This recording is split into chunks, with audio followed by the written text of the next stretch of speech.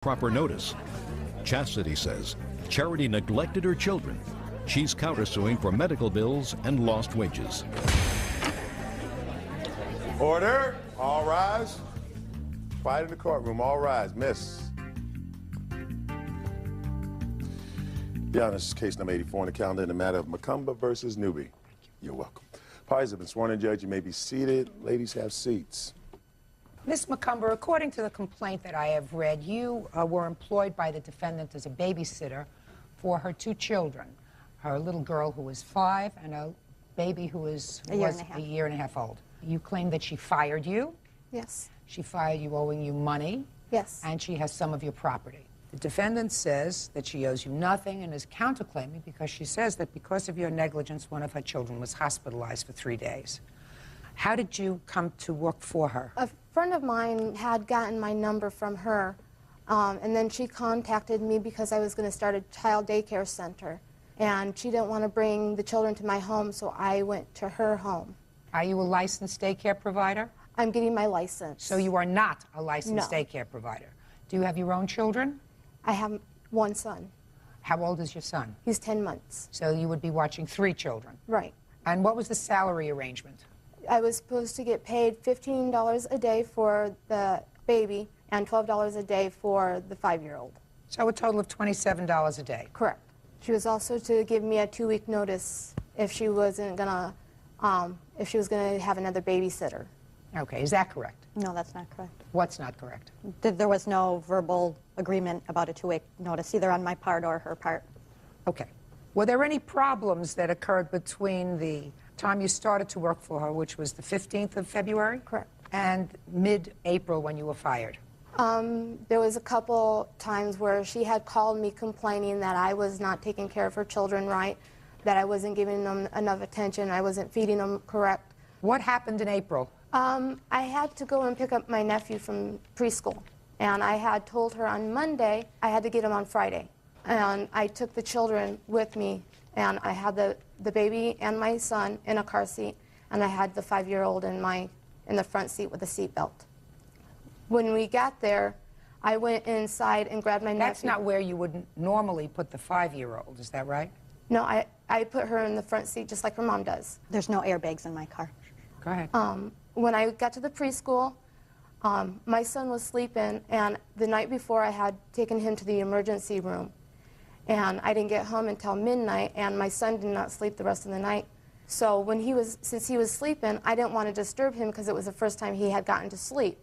I knew I just had to go into the door, grab my nephew, and come right back out. So I didn't see any harm in leaving the 5-year-old with the 2 children, since he was sleeping, running in and coming right back. I was gone maybe 1 to 2 minutes. That was it. Actually, the night before, when I went to the emergency room, I had asked her to if she could find somebody else to watch her children because my son was so sick. She told me she would try to get her aunt. Just a minute. We're going back. You left the 3 children in the car. Correct. And I assume you locked the car. Yes. Where do you live? Kingman, Arizona. What was the temperature in April? It was probably like 80, 85 at the time. Did you leave the car on or off? I left it off with the windows rolled down. With the windows rolled down? The windows were up. Just a second. So anybody could have come in the car in that minute or two? There were people outside, and I had asked one of the teachers to watch the car. How old was your nephew that you were picking up? 4. Where did you put your nephew in the car? In the back seat. Strapped in? Yes. Why didn't you put her 5-year-old there? Because I let her be in the front seat so she could see everything, and I figured since I was watching her... She can't see a thing. She's 5 years old. She can't see over that. All she's looking at is the dashboard. My nephew likes to be in the back seat with his cousin. That's why I put him back there. I always put him back there. Have you picked your nephew up from school before with the children? Yes. With or without her permission? With. Is that right? Before, not this time. Yes, this time was without my permission. I told her not to leave. Okay. That's not true. Okay. What time did you get home with the children? Noon. Go ahead. When I got back to the house, my son had gotten a higher temperature.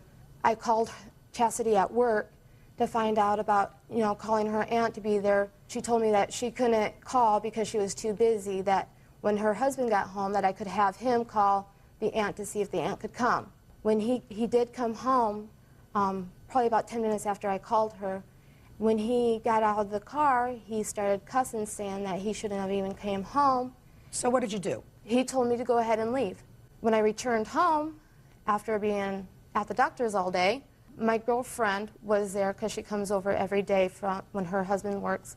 When she called my girlfriend, she started cussing and saying I was a bad mother, that I was neglectful, and that I shouldn't have been able to babysit her children. Did she speak to you? I called her back. She told me that I neglected the children, that she was going to file a police report on me if I filed a small claims on her. She said that I shouldn't be allowed to watch children because I was unstable.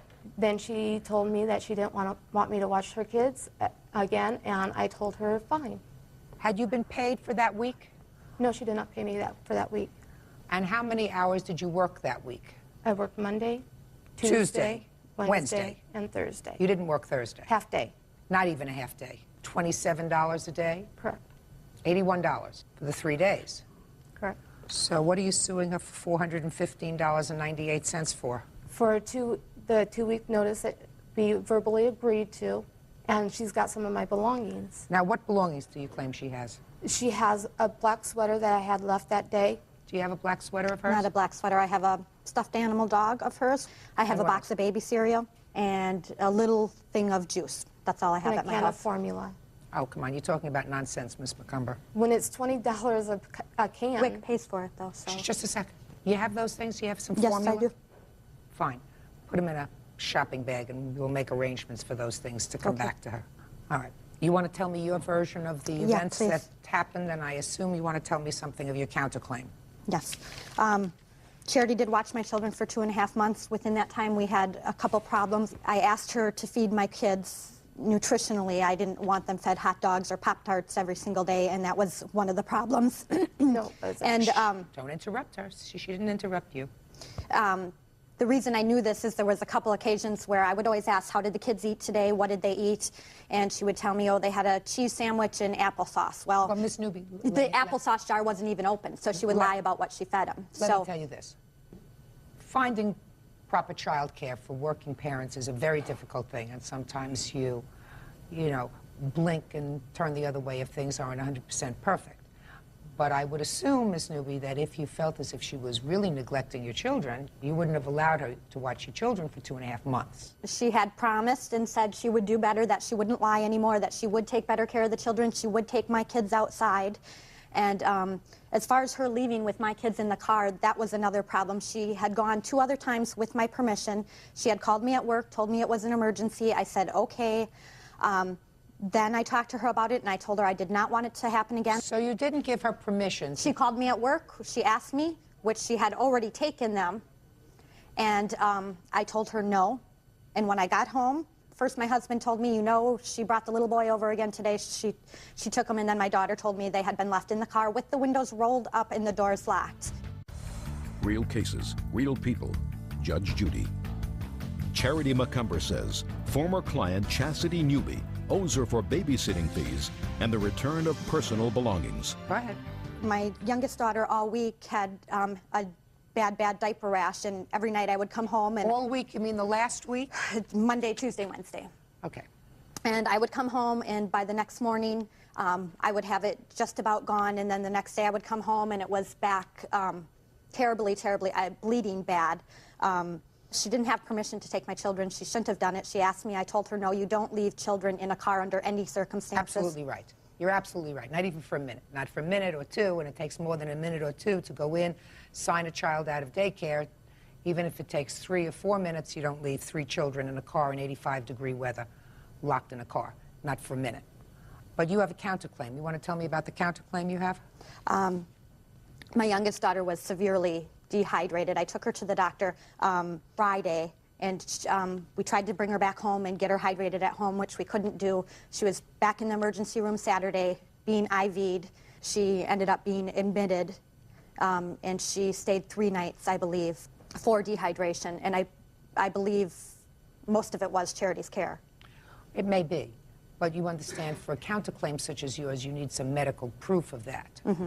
the circumstance of her having been in the plaintiff's care and then being hospitalized doesn't necessarily make a case for a counterclaim. You understand that? Okay. So I'm going to have to dismiss your counterclaim, but I'm going to get to your claim.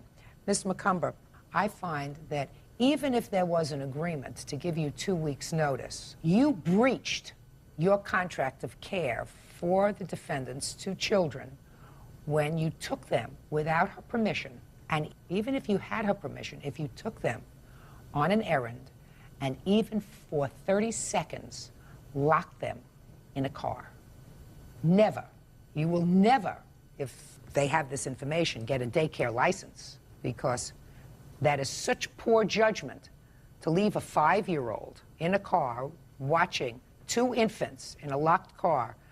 There is never an emergency that would permit that. And you did it because you didn't want to disturb your baby. Correct. Because, well, that's outrageous. That's outrageous. You had an obligation to disturb your baby's sleep, to take all 3 children out of the car, go into the daycare center, pick up your nephew if it was an emergency, come back and hope that your son fell back to sleep. But because you didn't want to inconvenience or disturb your son's sleep, you placed all 3 children at risk. So even if there was an agreement for 2 weeks' notice, I found that you breached your agreement to provide adequate care for the children. However, you have to pay her for the 3 days that she worked for you. Because if you were dissatisfied with her care of the children, and if you felt Monday that your daughter had a diaper rash, and you let her take care of your children on Tuesday, and the diaper rash came back and it was even more aggravated, and then Wednesday you let her do it again, that's poor judgment on your part. Right. Right? Sometimes necessity forces you to do that. But that's poor judgment on your part. That doesn't negate the fact that she performed a service for you for 3 days. Monday, Tuesday, and Wednesday, and you owe her $81, judgment for the plaintiff. Parties are excused. You may step out. I tried to quit before, and she begged me. She wouldn't let her. No. She begged her to come back. Yep. She didn't take care of them. She didn't feed them. She left them in a car on an 85-degree day. That's neglect. And now the next case. All parties in the matter of Ball versus Ball. Step forward, please. 36-year-old tanning salon owner Wanda Ball is suing her ex-husband, 40-year-old carpenter Gary Ball, for the cost of storing his belongings while he was in prison. According to your complaint, your former husband was incarcerated for a period of time. While he was incarcerated, you paid for a storage unit for some of his property, and when he was released from jail, he refuses to pay you for the stuff that you were storing. Correct. What were the storage fees? The total was $790. And tell me how it came about that you started to pay for this storage unit. When he was incarcerated, he had asked my son to take care of his storage, which had a bunch of his tools in it. What had happened is my son was with him when the police pulled Gary over, and they arrested Gary and took him to jail. My son is the one who had the key to the storage unit that Gary had gave to him. Could you come up here for a moment? Tell me your name. Keith Ball, Keith, how old are you? 14. Do you remember having a conversation with your dad about the things that he had in storage? Yes, ma'am. What did he tell you? Just keep the storage for him, and that's all we have. Did he give you the key? Yeah. When did he give you the key, Keith? Before he went to the car. Before he went to the police car? Yeah. Have a seat, Keith. Very good. All right. What was the next thing that you did? The next thing that I did is I contacted his family. His family said that they were not going to pay for it. They were just going to let him lose $10,000 worth of his equipment that was in the storage unit. Go ahead. When he went to jail, he had made a collect call, and he contacted me and told me what was going on. I knew he was going to be sent away to prison for a year. Gary asked me to pay for the storage unit. Okay. Okay.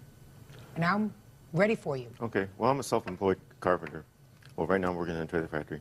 Me and Wanda's been divorced for 12 years, but we actually have lived together 4 or 5 or 6 years in between then. I've been to prison before in '96 for a year, and she took care of my what? stuff for criminal mischief. She took Right. care of my stuff, and she gave my stuff back to me when I got out. And after that, we even got back together for a year or two. All right, let's talk about this date, sir. were picked up in February of 2000. Your son's in the car with you. Were you picked up for a parole violation? Probation. Probation violation. Right. And what was the original charge? A battery. That's more than criminal mischief. That's 96 was the criminal mischief. Did you hand your son the key to the storage unit? Yes, I did. What did you say to your son? To take care of this, this is our inheritance, this is our investment, that I'm going to be going to prison. Well, you knew your son didn't have any money, right? Right. So you expected the plaintiff to pay for the storage unit. Actually, we had talked on the phone, and we talked about selling the stuff. Yes? And Is that what you wanted her to she do? could give me much as money she wanted to, and she could keep the... that's what I asked her to do at first, to sell it. Just a second. So at first you asked her to sell all your tools. Right. Well, that wouldn't give you a way of earning a living. Right, but it would actually maybe give me a lawyer and make my sentence a little less. Did you change your mind about selling your stuff? Actually, I was glad she did, because actually I make more money with this equipment than I do working inside the factory. So you've been out of prison now for 6 months, Right. and you make more money now. Actually, I'm still in the trailer factory because my parole officer wants me to stay inside the factory, and she wants me to stay inside the factory because of the insurance, and she makes sure she gets a check every week for support. You mean you work and you pay for child support? Right. Sounds right. Where are your tools now? My tools are... Now look at me. Where are your tools now? My tools are in my sister's garage. Why weren't they in your sister's garage before? I asked them plenty of times to get with my brother and my sisters to get my tools out of there before they double locked it. Matter of fact, when I got out, it was double locked. She gave me the money to get the double lock off so that I could get my tools out of it. How much did she give you? $190, and I did give that $190 back to her. Your Honor, he is lying. He never gave me $190.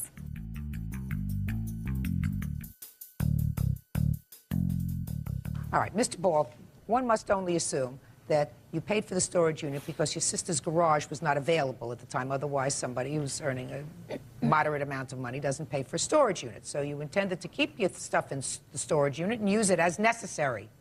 Is that a fair statement? Right.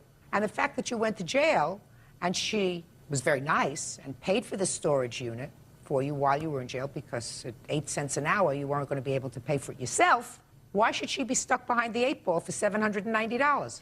Well, actually, she really took care of something that's going to help her out with, I do maintenance on her salons, I do maintenance on her rental properties. Charge her. Well, He does that's not. what Shh, just a minute, charge her. that's what will happen. Charge her. If she thinks your prices are too steep, she'll get somebody else to do it. Right. Very nice. Judgment for the plaintiff in the amount of $790. Thank you. That's all. Parties are excused. You may step out. 19-year-old student Joel Termont and his roommate, 20-year-old Chris Bilsbach, for damages to her property. Chris is countersuing, claiming Sherry's negligence led to his car catching on fire. Order. All rise.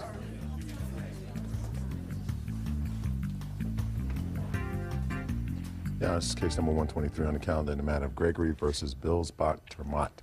Parties have been sworn in, Judge. You may be seated. Miss Gregory, according to your complaint, you owned some real estate that was rental property. You rented it to the 2 defendants and claimed that during the course of their tenancy, they trashed your property. They say they did nothing to your property but normal wear and tear, that they had some parties there that you were aware of, and they are counterclaiming. They say that during a snowstorm, you failed to plow the driveway, which caused their car to catch on fire. When did this lease begin? The 1st of August in 2000. How long was the lease? It was a month-to-month affair because this is a property that I was trying to sell. So you didn't have a written lease? Yes, I do have a Can I written see lease. it, please?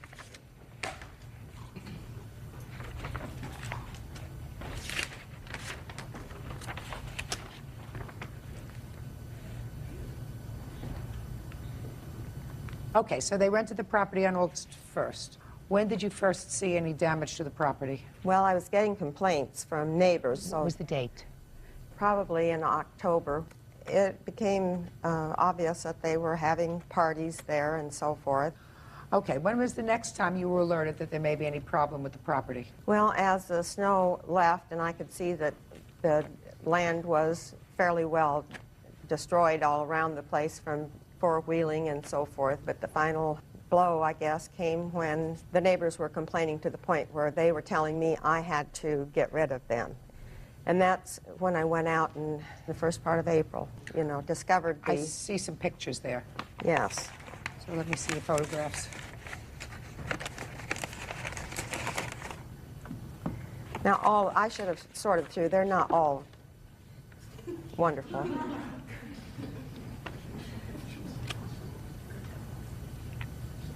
Is this a trailer? It's a mobile home that has been built onto, and it's about 2,000 square foot.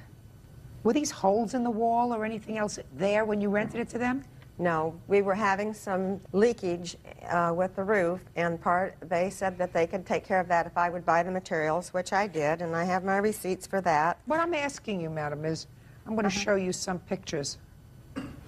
What I'd like you to do is take a look at these photographs and tell me whether this is the way the property looked when you rented it to them. Absolutely not. Absolutely not. No. Would you show this to these two people? What is that? That's a wall that's falling down. No, it isn't. It's not a wall that's falling down. You want to explain that to me? There were holes in the wall that were caused by parties that we had out there. Okay, period. Good.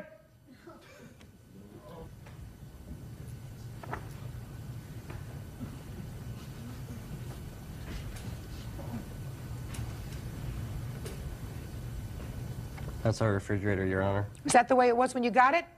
That was our refrigerator when we moved in. Oh, good. So I don't have to look at the refrigerator. Perfect. They bought the refrigerator, right? Madam. That doesn't ring a bell with me. Well, if it doesn't ring a bell with you, they say that they bought the refrigerator. I trust that they bought the refrigerator. There were 2 refrigerators there. I'm sorry. Same party? Yes. You got some nerve. What's wrong with you? Huh? What is wrong with you? Well, in the beginning, when we rented the property, Sherry told us our deposit wasn't for the trailer. She didn't care about the trailer. She said, trash it or fix it. Those were her exact words.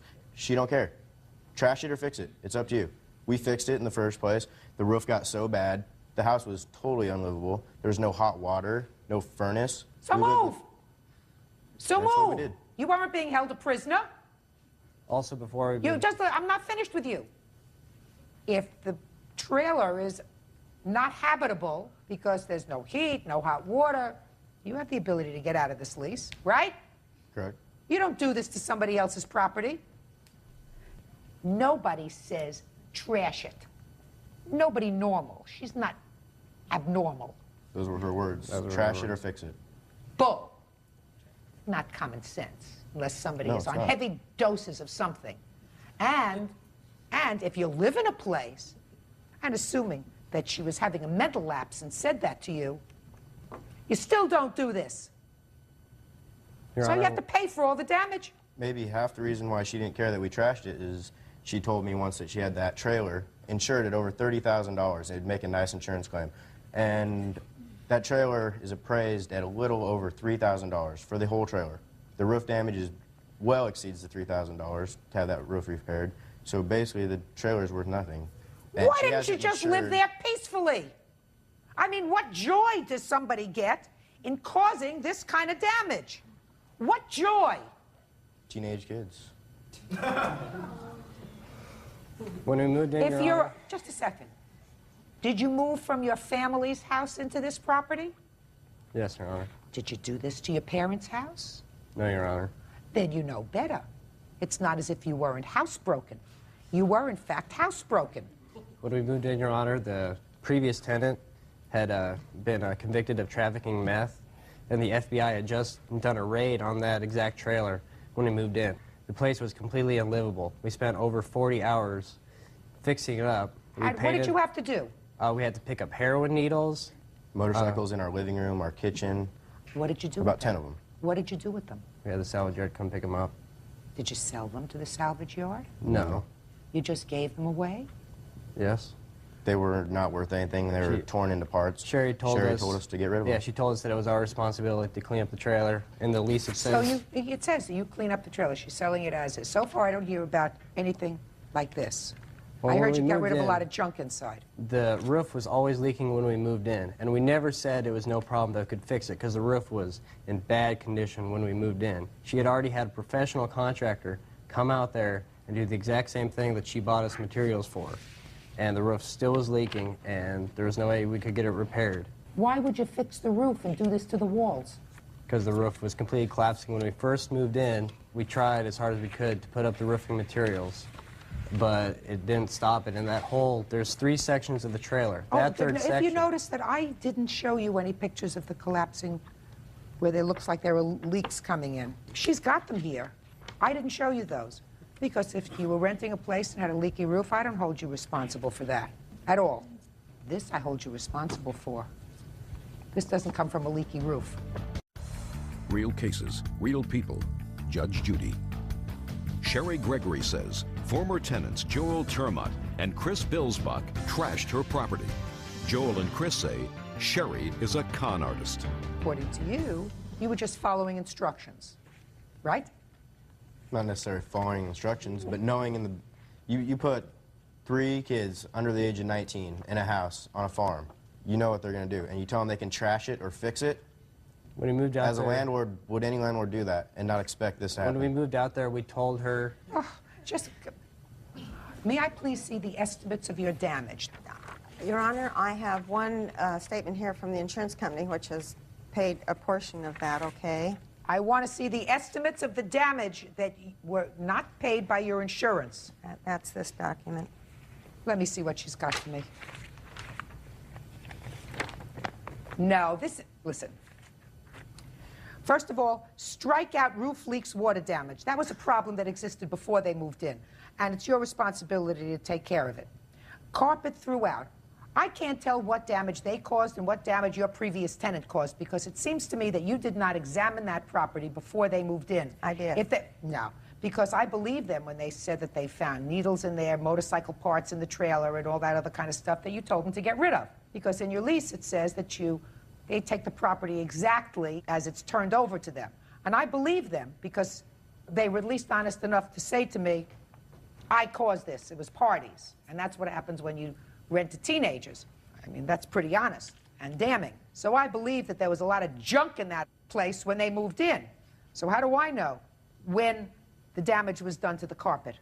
The carpet thing, the main carpet damage that I was talking about there was just where the roof had leaked and made strike that. That's your responsibility. I'm not talking about carpet throughout. Outside debris cleanup. Do you have a bill for that? I've got a man out there working now. It's just way too short a time to get a total estimate on it. And with the grass growing tall... I can't help you unless I have a bill. This is you. Right. I need bills. Your Honor, could I add one thing? Yes. She claims that she gave us our eviction notice on the 1st of April. We received our eviction notice on the 20th of April, which she had dated the 1st. Okay. So we'd only have 10 days, 11 days to get out, which was a totally false statement on the eviction notice. We were out within the week, within 7 days. We came out there within the last day, before the end of the month, and there was someone already living out there, cleaning up, doing work out there, re-drywalling, stuff like that. This is all stuff that I'm sure she's not paying him. I'm sure he's living there, he's fixing it up. She's telling him the same exact thing that she told us when we moved in there. Just a minute. Fix it. Doesn't make what you did to the property right. No. Okay.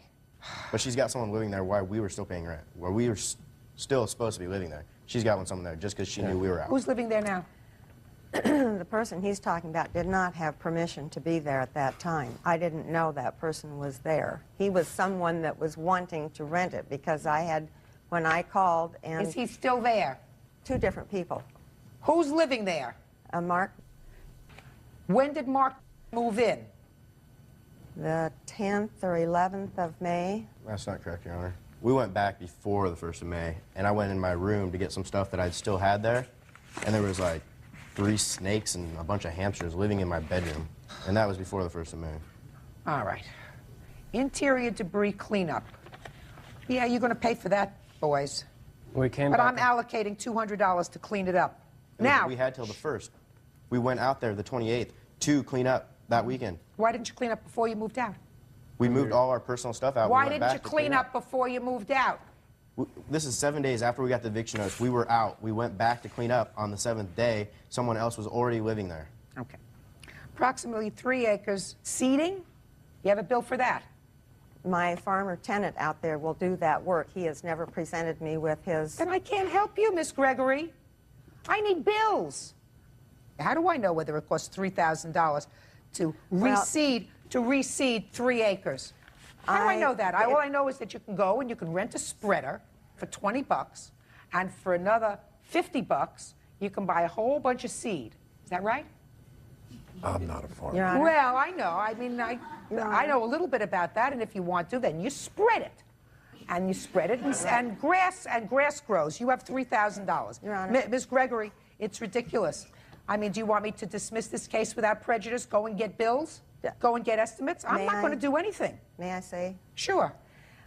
This is land that does not just need seeding, it needs completely smoothed out because of all the ruts and everything from the four-wheeling and driving on areas that never should have been driven on. Well, Ms. Gregory, you have your choice, madam. Do you want me to dismiss your case without prejudice? You can refile it at some later point when you get the estimates for these things.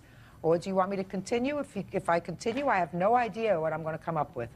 So far, I got $200 because that's what it looks like it would cost anybody to spend 4 hours in cleaning up the mess that they left inside. That's it. What do you want to do? You need proof when you come to court. This is not proof. A prepared statement is not proof of damage. Well, I asked for this from both the tenant farmer that will do the work on the land and from the guy that is doing the repairs on the house. And he didn't submit that to me. He said, Sherry, the minimum it's going to take on that roof and the water damage part is $2,500. We didn't cause the roof and water damage, Your Honor. I struck out the water damage because that was a problem before they moved in. It was supposed to have been repaired by them. I bought them materials to take care of it. That's your problem. Tenants don't do that. And if you rented the property to 2 teenagers and you tell them that the roof leaks, I'm going to buy you material and fix it, and if you have a real interest in your property, then what you do is you go back 3 weeks later and check your property and see if it's been done properly. What do you mean, No, I mean, it's something How much did you get from the insurance company? Here, Just tell me how much you got from the insurance company. $12,329.31. Your Honor. Quiet. For all the damage. For the things that they had listed. Your Honor, I have a copy from the county assessor appraising the trailer that she got insurance money for. She got $12,000 from the insurance company. She can take care of the property from that. I just finished plaintiff's case. Let's get to your nonsense. She didn't plow the driveway? Huh? She told, we live in the middle of the country. The driveway has a very big incline. Yeah. Because of that, it's hard to get up when there's a big snow, and the fact that it drifts twice as high as much snowfall as you have. So? She told us, we were telling her we had problems getting up the driveway. She's like, well, I'll have the farmer or a neighbor come plow the driveway. Never seen it. Never came around. No. She said have the farmer or the neighbor plow the driveway. Yeah, someone that she knew that had a plow would come out and No, clean our that's driveway. not what you just said. You just said to me, she said to you, have the farmer or the neighbor plow the driveway. Yes, her as the landlord was going to take care of it. It was her No, responsibility. did she say that? Yes. No. I don't believe she said that. She said have one of your neighbors take care of that. No, she didn't tell us to have it done. Really? She said she was going to have it done. When did she tell you that? We don't know the farmer. We don't know the neighbors. The neighbors They don't are- want to know you. I got The news neighbors for you. she's talking about, she has sold part of this 80 acres too. Okay. And when was the first time that you had a problem with snow? We had, Give me the date. First date you had a problem with snow. well, in Nebraska it snows from November till So the first problem you had was in November? Correct. probably more like October. So the first problem that you had was in October and you couldn't get your car out? The thing is it wasn't the fact that I got it stuck. It was the fact I left it at the house and rode to work with him, or rode to school with him, because he had a four-wheel drive. I knew I wouldn't make it out. Tell me whose car exploded. That was mine, Your Honor. Well, how did that happen? Fire department says it caught on fire. Don't tell me what the fire department says. It caught on That's fire because hearsay. it got stuck Where did it get stuck? in the driveway. Yes, and you tried to start it? I mean, it didn't... It was didn't running when I got stuck. Spontaneous combustion. It didn't just explode because it wasn't No, like it caught on sitting... fire. The tires caught the engine on fire. Yes, because you kept trying to move it. I assume you were trying to move it. Well, as soon as it got stuck, yes, I tried getting out. I didn't try and get out for, 10 minutes. I tried to get out, 30 seconds. I knew I was stuck. I mean, it was buried. The car was completely not going anywhere. I turned it off, walked up to the house, and subbed negative 30-degree weather. Went up to the house, and I couldn't see the car from the driveway. The car burned up. The fire department called me, said, your car's on fire. Oh, okay. So what do you want from me? What do you want from her? Well, it's a countersuit. She said, and as a landlord, she was going to take care of having the driveway plowed. And if she didn't take care of She it, told me starting, she was listen, gonna- hey, listen to me carefully. When did your car catch on fire? What month? December. December. If she told you initially, and you say it starts to snow in October in Nebraska, that she was going to plow, and she didn't plow, you know what you do? Move! October, move November, move December. You're not a prisoner there. You don't like the leaks, you move. You don't like the heat, you move. You don't trash it. You don't blame her for anything. You get out. So, you got $12,000 from the insurance company? Good. You have no case because you have no proof of any additional damage. You have no case. Period. Driveway wasn't plowed. You don't want to get out a shovel and plow your car. You drive with him. He couldn't move his car. Move. Don't rent to teenagers anymore. Goodbye. Parties are excused. You may step out. Order. All rise. Now, this is case number 516 on the calendar in the matter of Thomas versus Jackson. Parties have been sworn in, Judge. You may be seated. Sir, have a seat, please. Miss Thomas, it is your claim that the defendant's son broke your son's nose. Correct. You want to tell me what happened? Well, I was walking down the street because my friends said they were going to play football that day. None of them were out there. And then Tyra and Jatiste, the two girls that were like friends that lived down the street, and they were yelling out the window. And I didn't understand what they're saying. I was like, well, I'm gonna go home. Then Joe started coming to me, and he was like, what's up, what's up? And then he hit me in my nose. And then I said, I don't want to fight you, and then he hit me in my nose, and it started to bleed. So were you alone at the time he came up to you? Yes. Okay, now let's come to you, Ms. Thomas. How did you find out about your son's nose? Well, the young lady, Tyra, is one of the girls that was with him, came running up to my... I thought you said you were alone. But they were coming out the door at the time. So as he walked up to me, they were coming out the door. So one of the girls came to your house? Yes, and she came running up to the door saying, hurry, hurry, Austin's bleeding, he needs you down the street.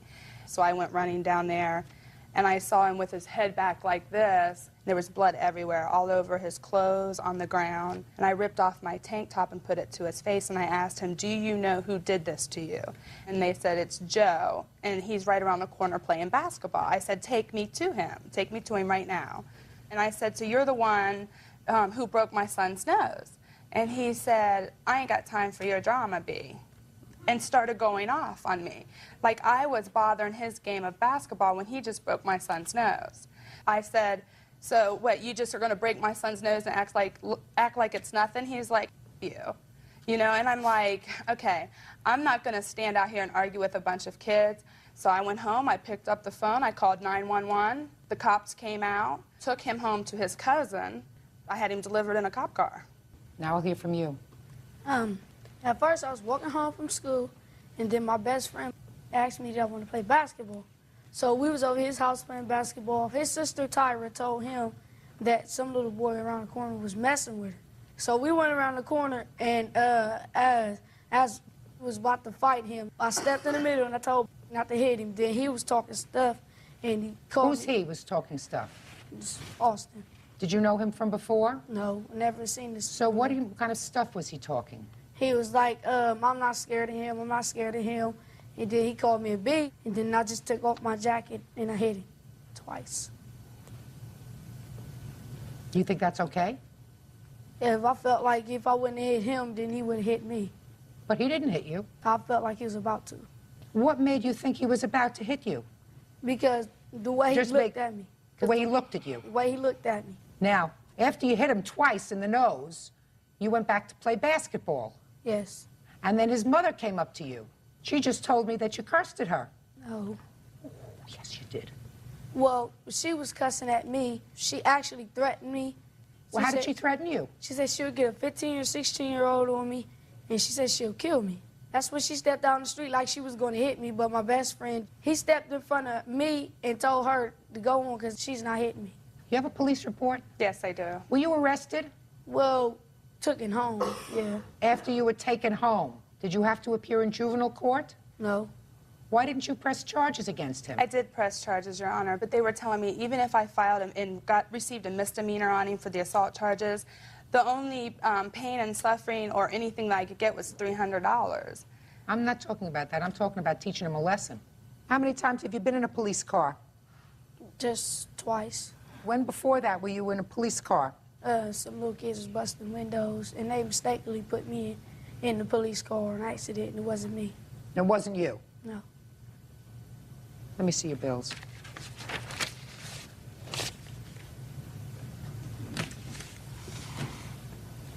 Your Honor, can I say something? Yes. You know, and also when Austin had, after he had broke his nose, he told my son, he said to everybody in the neighborhood, he kept saying, well, that's what the white boy gets. That's what the white boy gets, you know. And my son, granted, he is light-skinned, but I don't care what shade you are, you know what I mean? This isn't about what color you are. It's about violating my child. Absolutely right. So that was another thing, because they think he's a white boy, and he's not just a white boy. No, he's a boy. Right, exactly. He's a boy. What? I don't feel like it's a racial thing here because my son is not racist, not at all. He may not be, but he certainly has a little bit of a violent tendency. I mean, that's all kids is like that. When No, you're all kids aren't like this, that. he was. All kids aren't he like was that. cursing too. Cursing So- is one thing. Listen to me. Uh-huh. Your son went up to him, came around the corner, came up to him, and hit him in the face because he didn't like the way he looked at him, according to him. No. He looked as if he might be going to hit him, so he hit him first, twice. But he went looking for him. He came around the corner, and before he even found out what was going on, I mean, I read his answer. His answer was he was protecting some little girl that he thought he was teasing. He was in a confrontation with another friend. That's a lot of baloney. He came around the corner, and he hit him twice. And he's responsible. He's responsible for his broken nose. He's responsible for all the medical bills, and he's responsible for pain and suffering. He's responsible for that. I understand that. What? You want to say something, sir? Yes. Your Honor, when I received the phone call from my wife that the incident had taken place, I rushed home. During the time that my wife was filing a report, she had noticed that two of the young men that were at the scene were walking by snickering. And so I asked him to come here, and I asked him, I said, you know what, I want to know which one of you two were the one calling my wife out of her name. And they began to tell me that Joe is one of the kids in the neighborhood that he thinks he has to go for bad or whatnot. He has to prove something to himself. And that the girls that he accuses my son of making fun of, we have written testimonies from the young ladies. They warned Austin to run because they knew that Joe was going to go up to him and fight him for no reason at all. I asked the police officer to make sure his mother calls us. She wanted to know what happened, and she explained to me that, you know, it doesn't surprise her that her son, you know, might have did this, but she wanted to hear both. She wanted to hear both sides of the story. She is well aware that Joe is one way with her and another way out in the neighborhood, and she can't understand why he acts that way because her other children, her other young boys, don't act that way. His neighbor, 12-year-old Joel Jackson, punched him in the face and broke his nose. Joel says he thought Austin was going to hit him first. Go ahead. Your Honor, I spoke to her one time as Austin's mother. She informed me that she wants to hurry up and get the court situation over with. And I just hung up on her. I flat out hung up on her. You know, how are you going to call me and tell me that we need to hurry up and get this over with? Well, so would I, but I have to go to an ENT for my son's nose. His nose has to be broke now 2 times because he has a lump coming out of the side of his nose. You know, hello, this doesn't end for me just because I go to court. So you have to do additional medical procedures other than the $2,059 that you've already spent. Yes, it's $85 just for us to show our face into the ENT clinic. Could you step up, please? I want to take a look at your nose.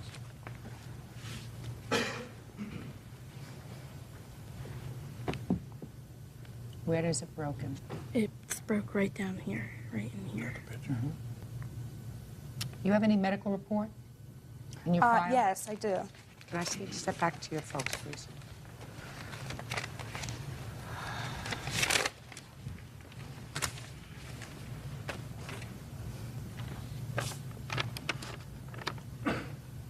Do you have any other report with regard to the procedure for re-breaking his nose and resetting it? I asked them what it will cost for Austin's nose. They said every nose varies. Some noses run $1,000, some runs $500. They just don't know until they see it. Well, right now you have about $2,100 in out-of-pocket expenses just for his medical visits. Yes, and I have no insurance because my husband got a better paying job, and his insurance doesn't even kick in for 90 days. So this is, every time I've went, it's self-pay, self-pay.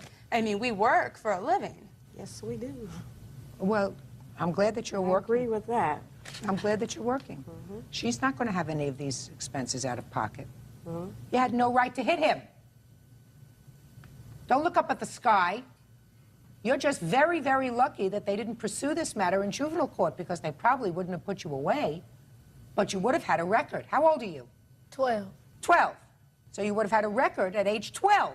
That's not very smart. How many brothers do you have? 2. They ever been in jail? No. They nice boys? Yes. Good. So you have good examples at home. What happened to you? Nothing. Ever been suspended for fighting in school? Yes. Yeah, sure. How did I know that? How do you think I knew that? I don't know. Wasn't that a good question?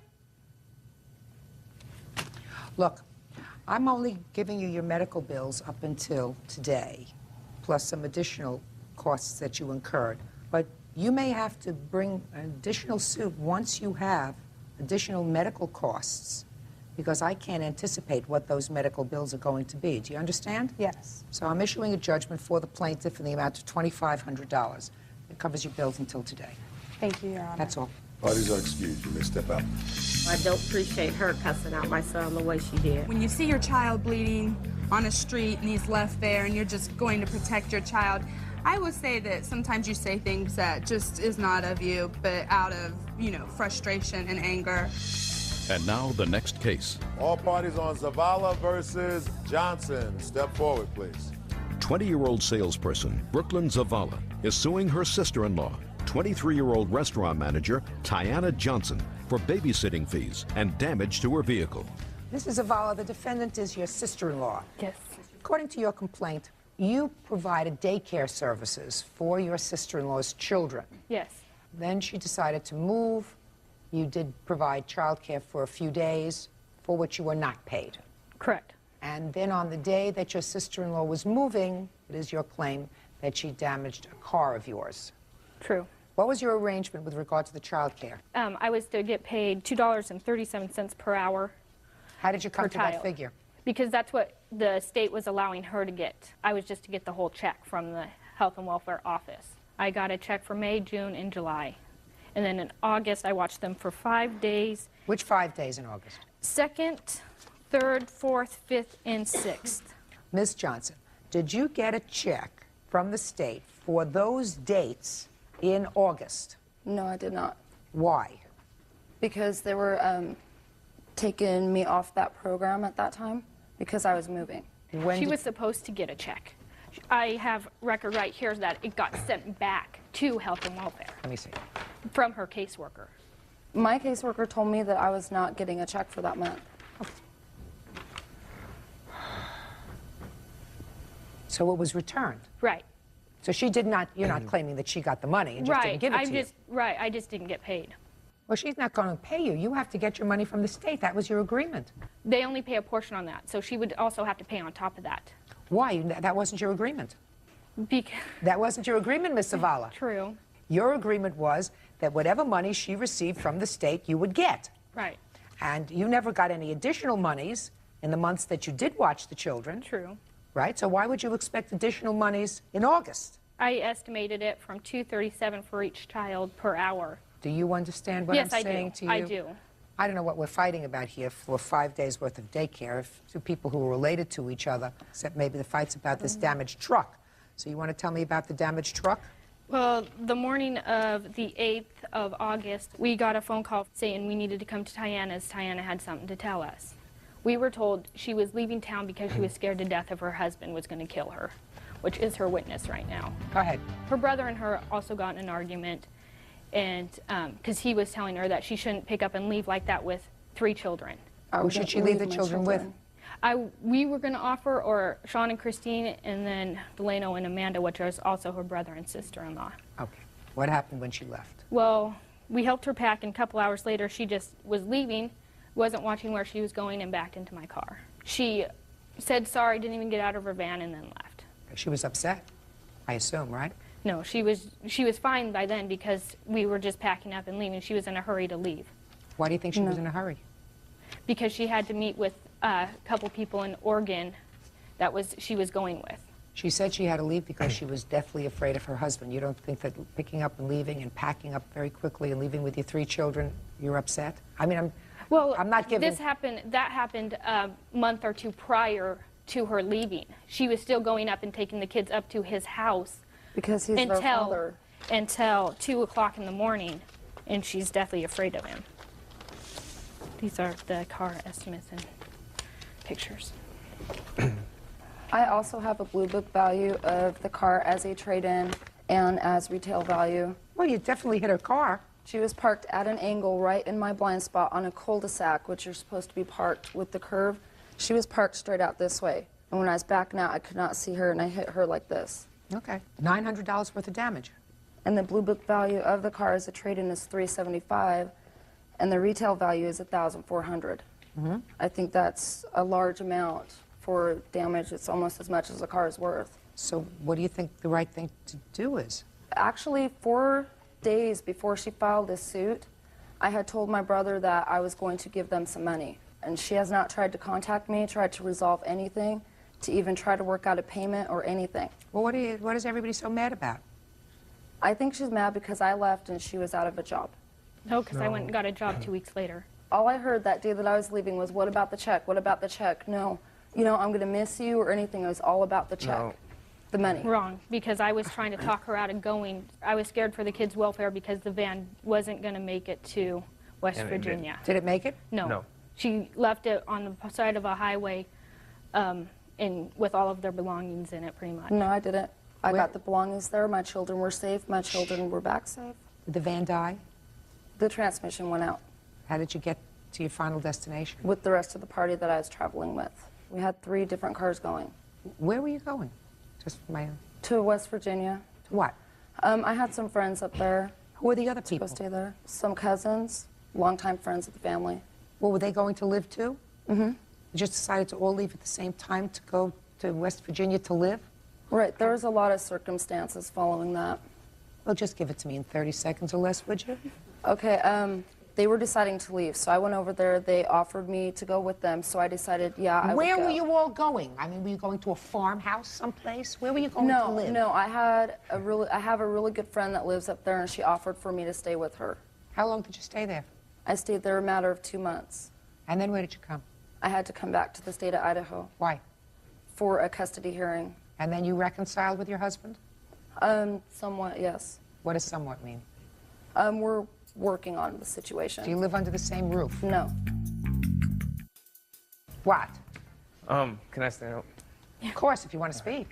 Yeah, what I was told by his mother was that... It's hearsay. Well, even he admitted it. She came back down for that custody hearing plus a battery hearing. Against him? Against him, and then they were still together during that whole issue. They came back and they're still together now, from what I hear.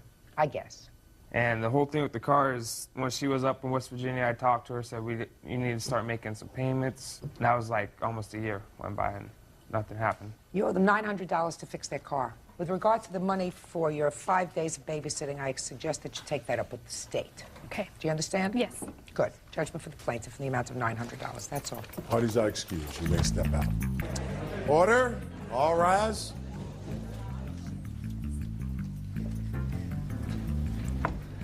Your Honor, this is case number 435 on the calendar in the matter of Beauchamp versus Rubino. Parties have been sworn in, Judge. You may be seated. Folks, have seats, please. Mr. Beauchamp, according to your complaint, you and the defendant were friends. And beginning sometime in 1999, you started to make a series of small loans to the defendant. In total, you say $500. Friendship terminated, and you want your money. Yes, ma'am. The defendant says that no time did she borrow $500 from you. She said that she only borrowed $200, but because of the stress that you put her through, she doesn't owe you anything and is counterclaiming for that stress in the amount of $500.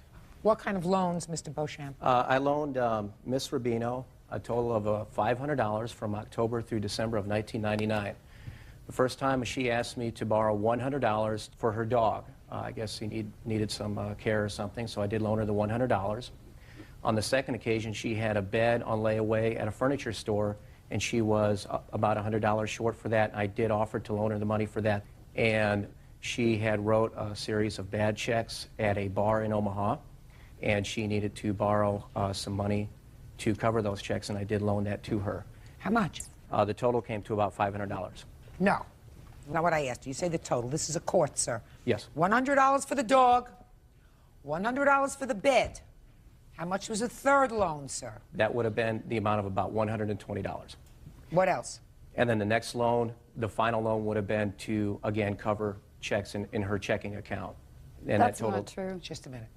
And that came to a total of about $500. Mr. Beauchamp, so far you haven't established to my satisfaction that you loaned her any money. Because when somebody comes to court, they have dates. They say, on such and such a date, I made a loan in the amount of $100. 2 days later, a week later, I made a loan of another $100. Then you don't tell me it was about $120. And after that, well, all of them totaled $500. You have no clue. You should keep a record of when you lend somebody money. I do have a letter in my possession that she had sent to me Then let me see in it, November. sir. Okay. Maybe that will help me. It's a letter written by Ms. Rubino.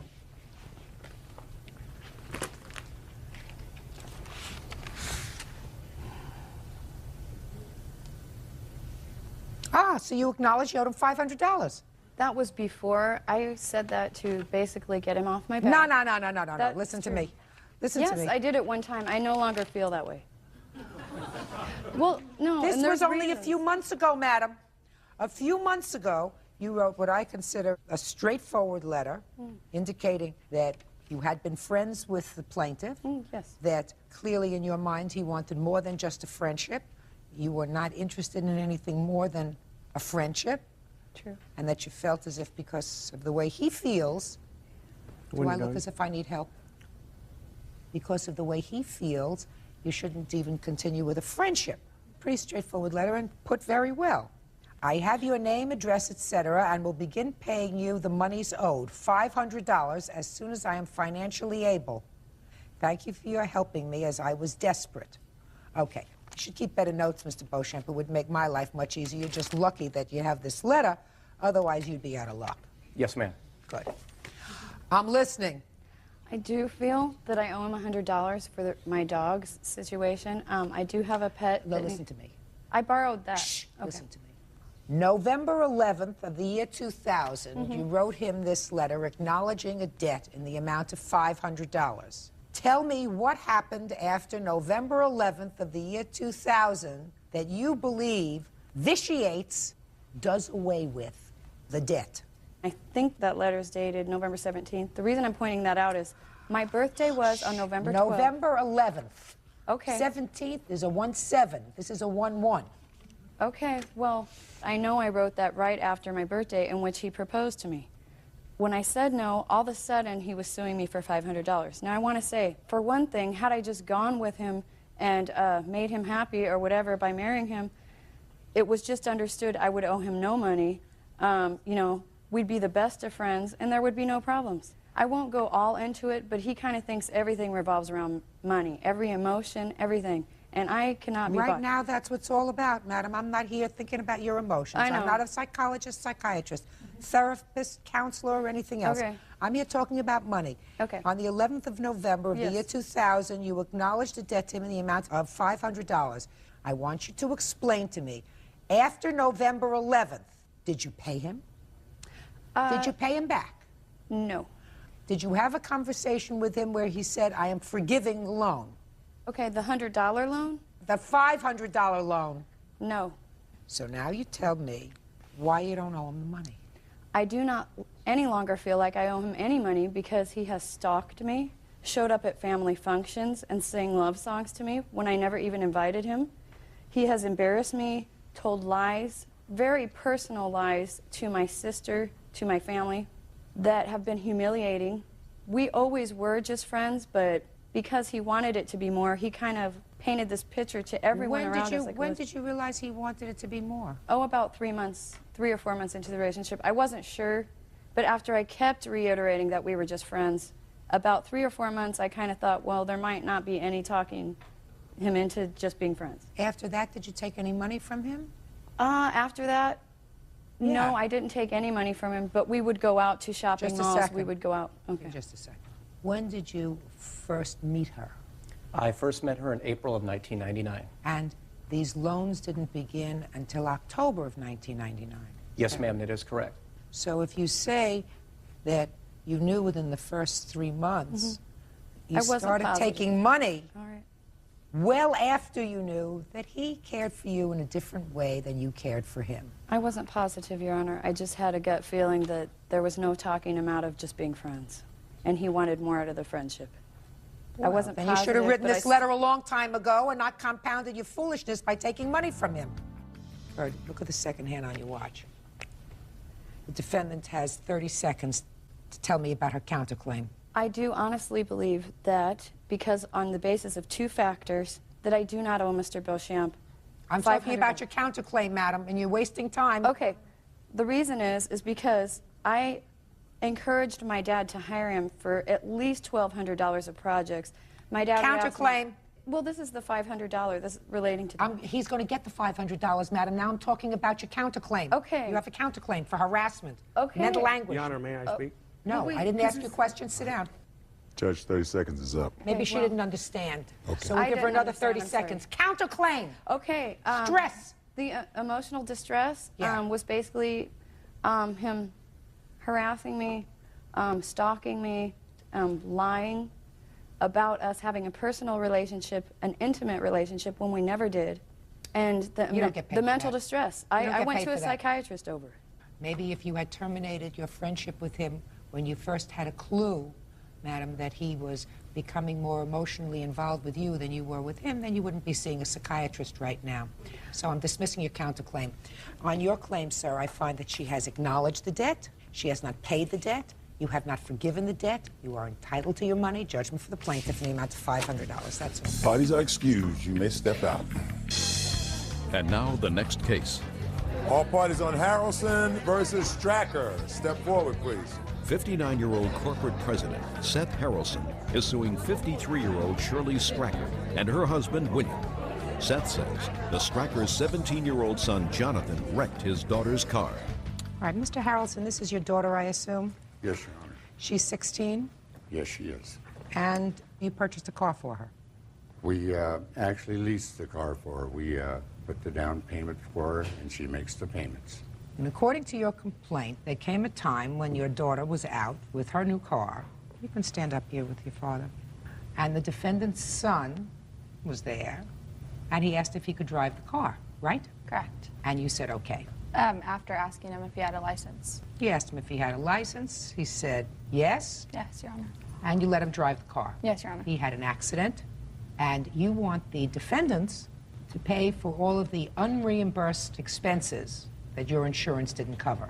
Mr. and Mrs. Stracker say they didn't have the confidence in their son to let him take driver's ed, to let him have a driver's license. They told him they did not want him to drive yet, and that they should not be held responsible because your daughter let him drive the car. It's a very interesting scenario. Why don't you stand up, sir? Did you and your dad ever have a conversation about letting any of your friends drive your car? I believe so. Of course you did. I mean, that sounds normal. That Right? car was for her use only. Right. So why did you let him drive the car? Because at the time I was tired and my boyfriend was going to drive the car, but he asked and offered if he could drive, and so I agreed. Well, did you have your father's permission to let your boyfriend drive the car? No. I assume that your boyfriend has driven the car before, Yes. without your parents' permission. Yes. You didn't know that anybody else was driving this car, I assume. Wasn't aware of it. I'm sure. I've had kids of my own who were 16, who I had this discussion with 5 times over. But we know nothing until after it happens, and then we get smarter. Right. Tell me about the accident. We were coming down the street, and upon making a right turn, he stopped in the middle of the lane because he almost missed the street he was supposed to turn right on. And he went to make the right turn, but he made it too late. He pulled into the opposing traffic lane. An oncoming car was coming. He jerked the wheel to the right. He hit off of a curb, The impact from the curb sent us all the way across the other side of the street onto another curb, a lawn, and into a bush, which stopped us from hitting the fence. What happened when your father found out that he was driving the car? He was angry. I was grounded for a while. Now, when did your son turn 16? July 16th. Did he ask you to take driver's ed and all that other stuff that kids ask you to take? Well, I don't recall if he asked me, but I had planned on letting him take it later on, you know, but not now. Why? Well, I have 4 sons, and my 3 older ones, I did not allow them to get a car or get their license until they were able to pay for their own car, their own insurance. So, and this was just the rules, so that was the way I was going to have it with them also. Did you tell him that? Well, he knew that. Yeah, I've told him that. What's your first name? Jonathan. So you never took driver's ed? No. So tell me why you asked Lacey if you could drive the car. Well, I was just joking around. I didn't really think that she'd let me drive the car.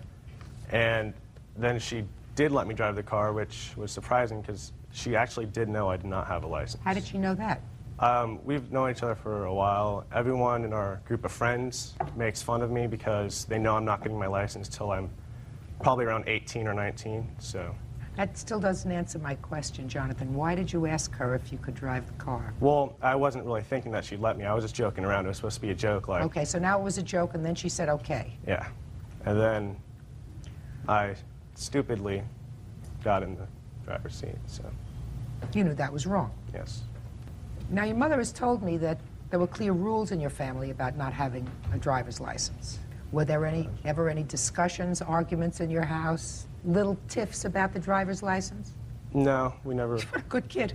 I don't know if I could get away with that. Let me tell you why this case presents a problem to me, Mr. Harrelson.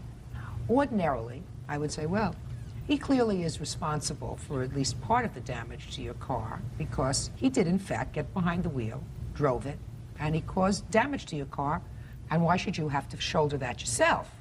The issue that's presented is, should his parents, who have done everything that they can to ensure that he not drive a car, they've made it clear to him that until he is responsible enough, he does not have their permission to do it, and they've acted on what they said. You felt you could trust your daughter, right? Correct. I think that my only rebuttal to that would be the fact, okay, my daughter is 16, she wanted to drive a car. I took the time to take her out to parking lots, to school grounds, to big areas where there was no traffic to teach her how to responsibly drive a car. Okay, I took those steps. Nobody had a sign around this boy's neck that says, I do not have a license. He knows he doesn't have a license. Nobody put him behind the wheel of that car except himself. No, you're Now, wrong, sir.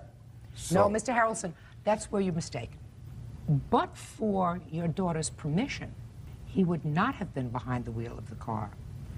And while you may have given her driving lessons and taught her how to drive responsibly, she still lacked the judgment and the maturity to be able to say to Jonathan, sorry, Jonathan, you can't drive my car whether you have a license or not because I've made a promise to my parents. So that my problem is, if I could hold Jonathan here partially responsible, I would do that. He's a minor, so I can't do that. I have to find that his parents knew or should have known or in some way enabled him to do what he did. And I find that quite to the contrary, they did everything to avoid his being behind the wheel of a car. That's why his parents aren't responsible. Now, if they knew that he had done this sort of thing before, I would say, yes, they are at least partially responsible. But I, quite frankly, Mr. Harrelson, cannot find them partially responsible. He is.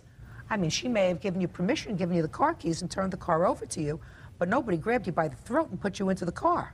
So, Mr. Harrelson, I will certainly tell young Jonathan here that he's a very young man, and if he wants to start his life out right, taking care of his own obligations, and if you want to be mature enough, and if you want to drive a car before you're 50 years old, because I guarantee you, I'm looking at your mother in your mother's house, you ain't going to drive a car so soon.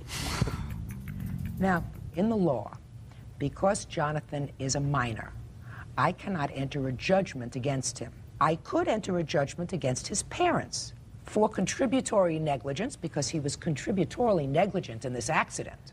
But I would have to satisfy myself that they in some way either knew, actively or tacitly, or encouraged him to get behind the wheel of a car, any car, and that would be by participating in him getting a license, by participating in driver's ed. Quite the contrary. In their case, sir, he was told, you can't drive. But you have to understand, Mr. Harrelson, but for the actions of your agent, and in this situation, your daughter was your agent, because you chose to give her a car. You gave her certain rules, which she violated with regard to other people driving the car. So, but for her actions, we would not be here today. Therefore, I can impugn her negligence in letting him drive that car to you. His parents didn't allow him to do that. And if I were to say that they were financially responsible to you, I would be impugning his negligence to them, and they did everything that they could to see to it that their son did not drive a car until they thought he was responsible. I'm telling you, your daughter may know how to drive a car, but she violated your trust on many more than this one occasion. So grounded is one thing, but I would rethink it in any event. For the reasons that I've outlined, your lawsuit is dismissed. That's all. Parties are excused. You may step out. Order. All rise.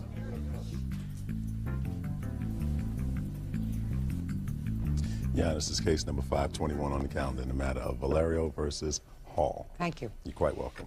Parties have been sworn in. Judge, you may be seated. Gentlemen, have seats, please.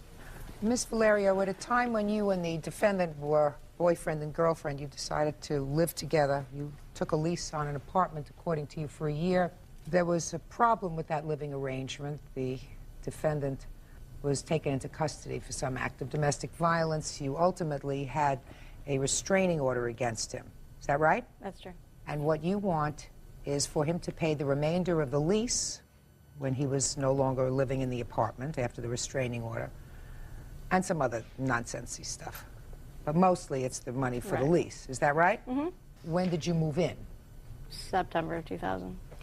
And how long did you actually live together? Till December 9th of 2000. Was it on the 9th of December that he was taken into custody? Yes. Who called the police? Actually, he called the police first and hung up on them, and I called the police from a neighbor's house. So you called the police first? I did, yes. Were those charges ultimately dropped? Yes, they were. Did you consent to a protective order, or was there a trial? No, it was just dropped. Everything was just dropped. Not the restraining order was not dropped. Exactly. That's what I asked you, sir. She has a restraining order against Correct. you. Did you consent to that restraining order, or was there a trial with regard to her? There's no trial. I consent to it. So as part of the restraining order, you knew that you would not be able to live in the house? Correct. And that's what you wanted? Yeah, absolutely. Did you pay rent in December? I had given her cash in December. Did he pay rent for December? He gave me $265, which was half of all the utilities from December and January. Did he pay rent in November? Yes. Why do you think he should be responsible for the remainder of the lease? He signed a lease for a year. It's not my fault that he got kicked out. It's not my fault that he made a mistake and can no longer live there. In order to get out of the lease, he has to pay a month in advance plus a half a month, but that entails me moving. I don't think I should have to move and pack up my stuff just because he can no longer live there. Well, Ms. Valerio, according to Mr. Hall, he offered to pay the month and a half's rent to move out, but you would not have accepted that anyway. That was never brought to my attention. He's been talking to the leasing agents, and they told him that they wouldn't allow it. No, I thought that that was permitted in your lease. Well, it is, but they're not allowing it because I have to move out, and they don't feel that I should have to move out, and neither do they. You're not going to get your money. This was an error in judgment on both of your parts to move in together. It lasted a relatively short period of time. He is precluded from living in your home. He consented to a protective order. If you have the ability to minimize your losses, even though that involves you moving, you can't expect him to support you. You're not married to each other. And certainly he should have paid December's rent because you were living there up till December 9th. Is that right? Yes, I was, which I did. You have proof that you paid December's No, rent? unfortunately, I did not ask her for a receipt. Did you always pay her in cash? No, just the last 2 months because I had a restraining order against me, so... I'm not talking... When did you have a restraining order? The whole time we lived there, he never paid rent. I paid rent. He didn't even have a job half the time he lived there. I have receipts. Well, show me your receipts. Deposit, first month's rent. He paid a security deposit of $100. I paid for groceries. I paid for food. I'm not talking groceries and food. We're talking now rent. I'm talking all bills. No, I have the receipts for everything. I'm talking rent. I have the receipts for everything. Every month. Valerio, shh, I want you to listen to me. I've said this before. I don't know whether you've heard it before. When two people decide to live together without benefit of marriage, there are different set of rules than when you're married. I don't choose to waste my time in going through your grocery bills and seeing who was supposed to pay for what box of Rice Krispies. Actually, I was speaking about rent because there's. Well, that's all I'm speaking about. Yeah. You said I have all these bills. I have grocery bills and cable bills and all the other bills, and I don't intend to do that. The crux of your case is about a lease to which he obligated himself, and to which he was prepared to sign off, pay the month's rent, get off the lease, but it would involve you moving. And you said, I'm not moving. I was never asked. Just a minute. Yeah, it came up. I want to tell you something. It came up, Miss Valeria, because you were too quick to say, I don't think that I should have to move because of his actions. No, I heard that from the leasing agents. That's the only person I heard it from. I never heard by letter, by nobody. If you heard it from the leasing agent, then the leasing agent said to you, he came in trying to sign off on the lease. You mean it just came up, you said, how are you, leasing agent? Good morning. When I went and the leasing agent said to you, you shouldn't have to move because of something he did. Is that how it came up? No. All right. You know, don't give me... Oh, I know. Too smart. All right.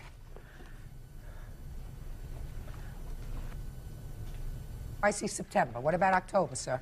October, November, they were all paid. Show me. You have checks here. I don't have the checks for October, November. Why not? You didn't pay them. I did pay them. Shh. Don't talk to her. All right. The checks that I wrote out, I don't get actually copies back. Those checks there you see are from a relative of mine that wrote them out for me at the time because I had no checking account. So their bank sends back their checks. The bank that I currently use does not send back my checks. Fine, just show me a statement. Again, I don't have that. Well, where'd you think you were coming today? To a dance? If you don't have the checks, then you have a bank statement. The bank statement shows what checks were paid. I don't have it. Rent was paid on time every month. Well, but the question is, did you pay your part of the rent? She says you paid some, but not all. Well, we're roommates, so of course I did. He didn't have a job. Let me see your checks for October, November, and December. There's, You don't want this, do you? What is that? yeah, it's my checking account that shows. It's her ledger. I don't want your ledger. I want bank statement. You have a bank statement? Do you get your checks back? No, but in the actual ledger, it tells that I pay Coachman Crossing. I mean, when you sign your check, there's like a backing to it that copies it. She's very organized, so. You actually don't get a receipt from them. I'm not talking about a receipt, madam. I'm talking about a bank statement. I didn't bring bank statements because when you sign a check, it has a carbon copy. So I could actually show you my checking account, but those are copies of it. Let me explain something to you. When you write out a check, there's a carbon underneath. Exactly. You can write out a check, rip it up into little teeny, teeny, teeny pieces, and throw it in the garbage. And guess what you still have? The carbon. Right? I do have the carbon, but just I a second. with me. Hello? Didn't you understand what I just said? Real cases, real people. Judge Judy. Eileen Valerio says former live-in boyfriend Roger Hall owes her for breaking an apartment lease and the money she paid for car insurance. Roger says Eileen won't return his stereo equipment. So you don't have your checks for October, November, and December either? They should be all there. But this is not here, madam. This is your ledger. This is your ledger. This is what you write out. This has nothing to do with a bank. Your Honor, I use starter checks. What? I use starter checks. Starter checks? Correct. Where are they? I already used them. You people deserve each other. I swear you people actually deserve each other. Are you still living in the apartment? Yes. The lease is going to be up in August. Are you planning on staying there? Do you have a roommate? No. You live there all by yourself? And you're enjoying it? Absolutely. Pay for it. Now, let's get to next. Monies to purchase a car is what you have here. What happened is when we moved to Florida, he had a car and he didn't have a license. So I put his car under my name for insurance and signed up for a policy for a year. We had agreed that we would use the same vehicle for a year. And he took the car, so now I don't have a car. So you want him to pay for a car? That's what you said, monies to purchase a car. Well. And taxi transportation. Taxi transportation is what I've been. So it averages out to about $200 a month. That's a big expense. And I already paid the premium of the insurance policy. So I'm driving nothing and paid something.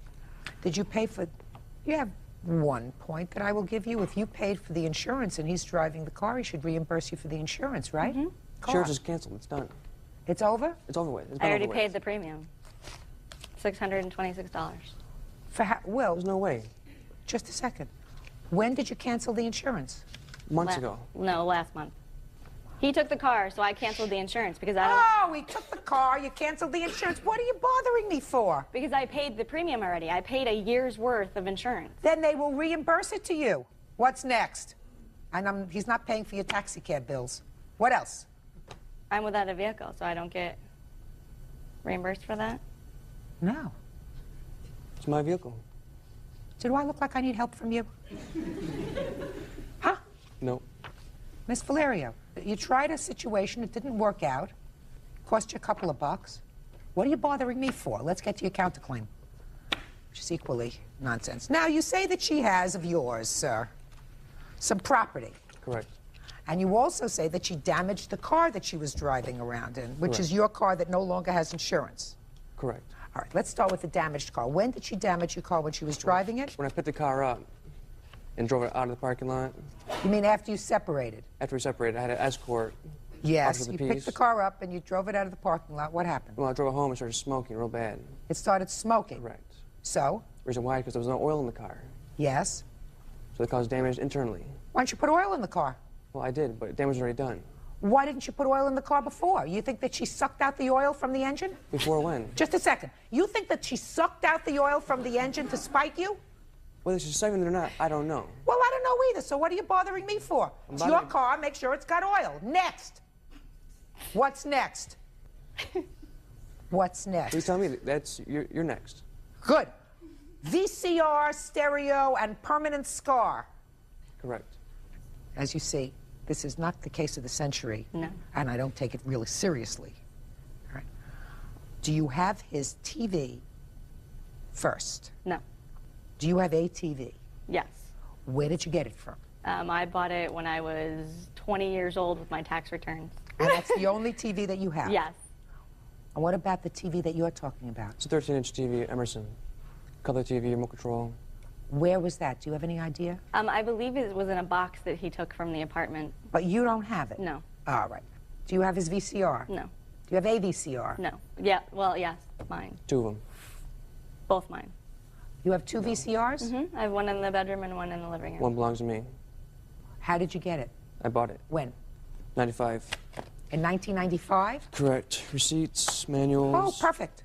Good. He gets one VCR back, madam. One VCR for the defendant. And if you want to watch a movie, go in another room. What about stereo and speakers? Do you have that of his? When actually he left the apartment after he had been arrested, we had a phone conversation, which my witness here actually heard, that when he moved out, like the clothes he has on right now, I bought. Everything in the apartment I bought. He told me that because he was moving into his parents' home, he would have no room for it, and whatever was left there that he didn't take, I could have as payment to put towards anything else because he was buying something new. Did you say that to her, Mr. Hall? No, I did not. He actually heard the conversation. I would never give up my stereo. Your name, please. Ray Marsh, Your Honor. How do you know the plaintiff and the defendant? We're best friends, and we used to be roommates, actually. You and the defendant? All three of us three used to of be us. roommates in New York. Did you hear a conversation about any of the stereo equipment or anything else? Yeah, and the conversation that I had overheard. Overheard it in person or on the phone? On the phone. Were you standing next to the phone or you want an extension? It was on a three-way conversation. Go ahead, let me hear. Mr. Hall and Ms. Lair were conversing about this, and he had said that she could have the stereo equipment because he wasn't going to be able to move into an apartment right away. He may have to move back in with his parents, and that she could have the equipment because he felt that was payment back for all the things that she had gotten him. Did you have that conversation? I had a conversation where I told her that I would leave it there for the time being because I had no place to put it. But when I come pick up all my stuff, I'm getting all of it at one time. Okay. Let's get to the permanent scar left on my face by Eileen. Well, scar on my face. From what? From her hitting me with a metal object. When was that? That's when I called the police. And I was arrested because I was the aggressor, they said. Charges were dropped. Do you have any medical report? No. Do you have any pictures? It's scared, it's scarred. Do you have any photographs of the incident? Actually, she does. Could I see them, please? Well, he clearly has some marks on his face. He's really scratched him up real good. There's pictures of me in hit there him as up well. real good. And I see your pictures here. I didn't hit him with a metal object, actually. It was my nails. It looks like nails to me. Yeah. Looks like you really went after each other that night. Actually, I didn't. He punched me, and I was just trying to get him away from me. And my nails actually broke against the wall when he pushed me against the wall. And that's how he got the scratches on his face. I restrained her, Your Honor. You were what? Restrained her. I pushed her away from me. That's just the pictures, there's red marks. That's from restraining. I see it. In this statement right here in court, he admits to doing everything if you would like to I'd like look to at see it. that. He admitted himself into a 26-week course for domestic violence, and he actually overheard another conversation. That was court ordered. He didn't admit himself. Well, actually, he admits in there that he wanted to do it himself, and then he overheard another conversation where he wanted to admit himself into a mental institution. Ms. Valerio, let me ask you this question, madam. Do you think he has... Put the rubber band down. You think he... Put the rubber band down. You think he has mental problems? I think he has psychological problems that stem from childhood, yes. Fine. If you think he has psychological problems, why in the world would an intelligent person want to keep property like his stereo equipment that it appears that he now wants? Even if he once said to you, in the heat of a moment, you can keep all that stuff, I don't want it. Now he wants his stereo stuff back. Why wouldn't a smart person say, I'm glad I got away. I don't have any broken bones. I don't have a child with him. There's nothing to keep us together. The only thing that's going to be a bee in his bonnet is his stereo equipment. He could have taken it. But now he wants it. I'm just talking about being smart. I'm not talking about you having to return it. I'm talking about being smart. So far, you did a lot of things that weren't smart. It would be smart to cut your ties with him, right? Sure. Good. You can pick up your stereo equipment, sir, along with the one VCR. I believe that you probably at some point said in the heat of the moment, I don't care, you can keep all that stuff. Yeah. But I do believe it's smarter on her part to give it back to you. We got each other? Good. That's all. That resolves this case. You have no case. He has no case, but he's getting a VCR and a stereo. Goodbye, have nothing to do with each other. According to this, you sent him balloons on his birthday, Miss Valeria? Yep. Well, that's even dumber than dumb. When someone has a problem, Your we Honor. just want That's even dumber than dumb. Your Honor. Because quiet. That sends out mixed messages to him. True. Forget about your scar. He was supposed to. He was actually supposed to get help, and he now. Miss Valerio, didn't get it. pay careful attention to me. know. It sends out mixed messages, madam. It wasn't just from me. It was from all of us. What do you want? This is a copy of a returned check that Miss Valerio had forged my name. There's nothing about, in your countersuit, anything about a forged check. Actually, this is just brought to my attention recently. Say goodbye to him, will you, please? Goodbye. Parties are excused. You may step out. Thank you.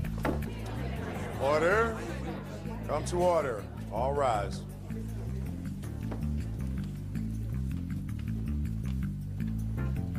Now, this is case number 513 on the calendar in the matter of Hicks versus Freitas. Parties have been sworn in, Judge. You may be seated. Sir, have a seat, please. All right, let's see if we can resolve this today. Okay? Bring your level down. Okay. All right? All right. Good. Ms. Hicks, the defendant is your son. Yes, he is. According to your complaint, there was an altercation in your home sometime last summer. And during the course of that altercation, he damaged a dining room table in your home. That's correct. You want him to pay for that table or for the repairs to the table. I honestly believe after reading the complaint and the answer, there's a lot more here, and probably not the reason for this lawsuit, but we'll get to that in a minute. This whole altercation started over your son's children from a previous marriage. Correct. I gather that you don't see those children regularly. Is that right, sir? Once a year, if I'm lucky. And you decided to form a more intimate relationship with the children's mother so that you could visit with them. That's correct. And made arrangements for the girls, they're 2 girls, Yes, ma'am. to come to visit you. Correct. Where do the girls live? The girls live in Connecticut. And where do you live? I live in Oakland, California. So, how old are they? Leanna is 8, she'll be 9 in July, and Simone just turned 11 in January. And ultimately, their mother agreed to let them come to visit you. I had to go out and spend some time with them because neither one of us had seen the girls in 4 years, and see if they were willing to come. I didn't want to bring them out and have them, you know, afraid. And I spent some time out there with them, and they were willing to come, and she was willing to let me. But there was a stipulation to allowing the girls to come to California with you. What was the stipulation? Is that I was in control and responsible for the girls. She did not want their father to have them alone. He could come visit them, he could spend time with them, he could do whatever he wanted to, as long as I was there. Did you tell your son that the girls were coming? I told him that I was hoping to bring them back. I couldn't guarantee it. But as soon as we landed, I took the girls straight to his job. Is that right? Yes, ma'am. So you saw your girls, you hadn't seen them in 4 years? 3 years and about 8.5 months. Was it nice to see them? Very nice. And that all came about because of your mother's efforts? Yes. Did you communicate with your son the fact that the only stipulation was that he couldn't have the children alone without you? Absolutely. When did you tell him that? When I called him and told him we had landed, I had the girls. And he said, "You're coming by here." He wanted to spend some time with them. So I agreed to leave them at his job with him, and I would come back and get them. I honestly don't even know exactly what went on, but he ended up leaving his job and taking the girls to his house, and then bringing them back to me at about 2 o'clock in the morning. And I told him we could not do that again. I was going to find out, and the whole point of this was to be able to have the girls back and forth on some type of a regular basis. Why did you bring the girls back 2 o'clock in the morning? Because that's what time I started work, was at 2:30 in the morning at my job. That's right. That's right. Wrong. That was wrong. Do you understand that that was wrong? No, I don't understand it that Okay, way. well, I'll tell you why. Okay. Your mother, through some effort, had reestablished a relationship with your 2 girls, and your 2 girls are in the custody of their mother. Absent a court order to the contrary, she has the right to stipulate what the parameters of this visit will be. And by returning the girls at 2:30 in the morning, that was behaving irresponsibly, totally irresponsibly. Well, if I could speak here, if you want to know why, let's get on this subject, their responsibility. She failed to pick them up. The whole thing came about with them staying with me at my job was the fact that she had to take her boyfriend back to his house in South San Jose. They hadn't eaten yet, they hadn't done anything. She's like, "I have to run him back.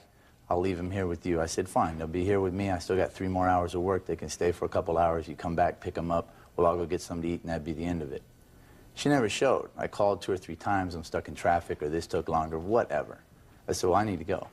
I said, "I'll take them home with me, feed them. They can stay with me. I'll bring them back in the morning on my way to work." I didn't want to bring them back at 2:30 in the morning. She insisted. I said, "Well, what do you want me to do?" She didn't want me to take them at all. I said, "Okay, well, I'll just keep them here till 8, 9 o'clock at night. They'll just stay in my office for 8 hours a day until you feel like coming back to get them." And she agreed that wasn't acceptable either. Is that what happened, Miss Hicks? No. Let me hear. We got in there, I would say, somewhere around 4. And To his office? To his office. And I had to take Dwight back, because Dwight went with me to the East Coast. He wanted to keep the girls. He told me to go. He'd keep them here, and then we could go eat. That part is correct.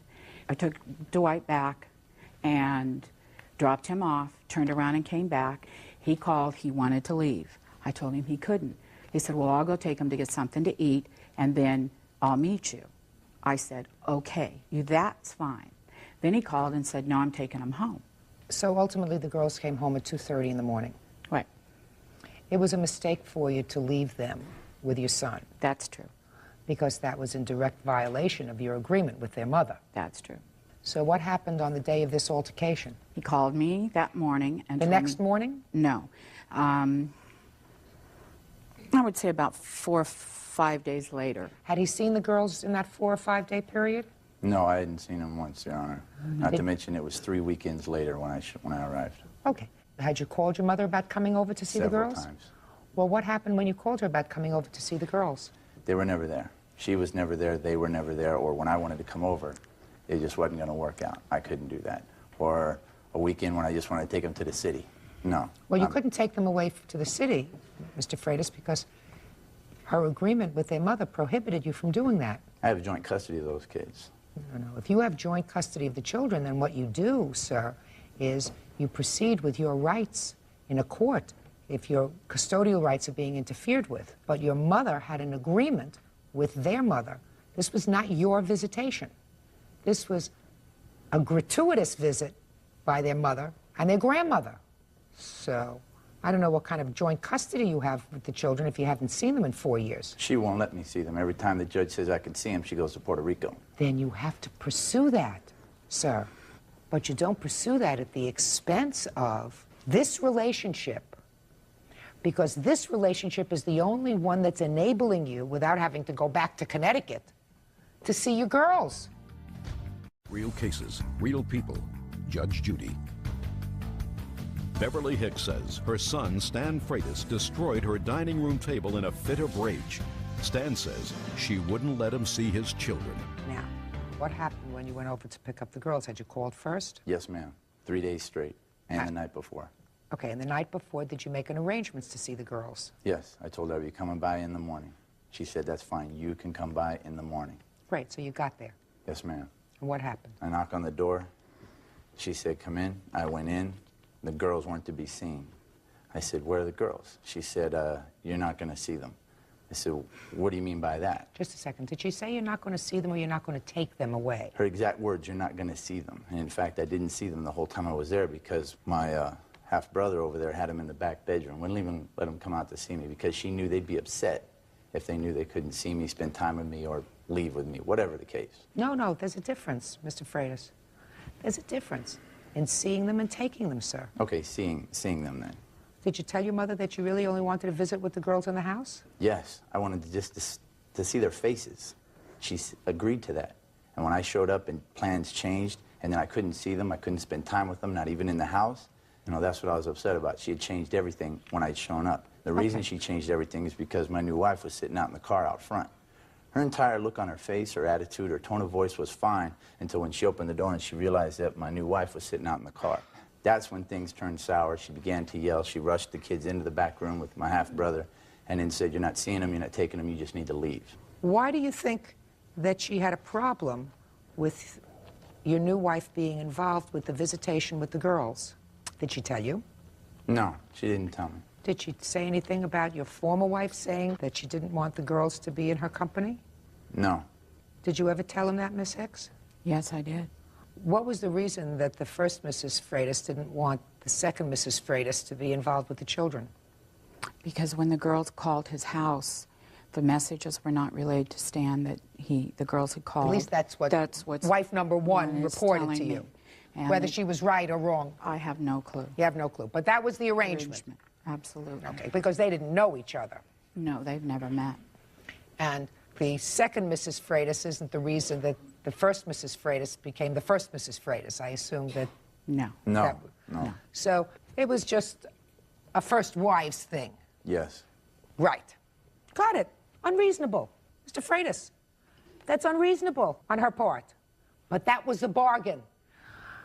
Okay, so then the girls are shuffled in the back room, and there's an argument between you and your son. Tell me about the argument. Well, that's not exactly how it happened. Josh answered the door. I didn't answer the door. The girls were already in the back of the house playing in the room. And I came out to the dining area. He said, I'm here to get the girls. I had no idea Ileana was in the car. I said, you know you can't take the girls. You can stay here. You can see them. You can do whatever you want. You cannot take the girls. He screamed for Simone, and Josh came out, stood in the doorway of the kitchen, and he was going to get between us. I told him to stay back because I didn't want these two boys fighting. He never came out, Your Honor. And Stanley at that point bumped into me. I bumped back into him. We pushed back and forth. He yelled again for Simone and Leanna at the top of his lungs. I looked at Josh. Josh is standing. I said, get back, go in there with the girls. Call the police. And at that, he picked the table up and he threw the table. And I told him to get out of my house. He turned around and walked out. I followed him out. That's when I saw that Ileana was in the car, and AJ. I followed him around. We had a little more pushing and shoving, and he got in the car and left. The police came, took a report, did pictures. The girls were very upset. I went in and spent a little bit of time with them, told them that their dad wasn't mad at them, their dad was mad at me. And Simone says, Dad loses his temper a lot. It's okay. And I assume that since that time you have not seen your youngest grandson. No, I have only seen my grandson 4 times. He was 2 years old in January. And you've not communicated with your son since then? I have attempted to. He hangs up on me and tells me not to call. Can I see the pictures of the table, please? Yeah. Okay, these are my pictures. This is the police report, and these are the police pictures. I attempted to work this out with him by getting him to just pay for the table, typed up a thing, signed it. My son gave it to him. He would not sign it or give him the money. He said he had to call and make sure that this would prevent any legal problems. Then the DA dropped the case, and so this was my only alternative. No, the case was dismissed, Your Honor, in a court. After a trial? Facts were heard. The DA went back. I went back 4 times. No. 4 days of work. Pay careful attention to me, sir. Was there a trial? No, there was 2 hearings, and it was thrown out. She keeps using this as an excuse to force a relationship with me and my family. Okay, that's where we're at. You're absolutely right. Yes, let's get there, ma'am. Okay. But what I'm telling you is... I'm working on it. I'm working on it.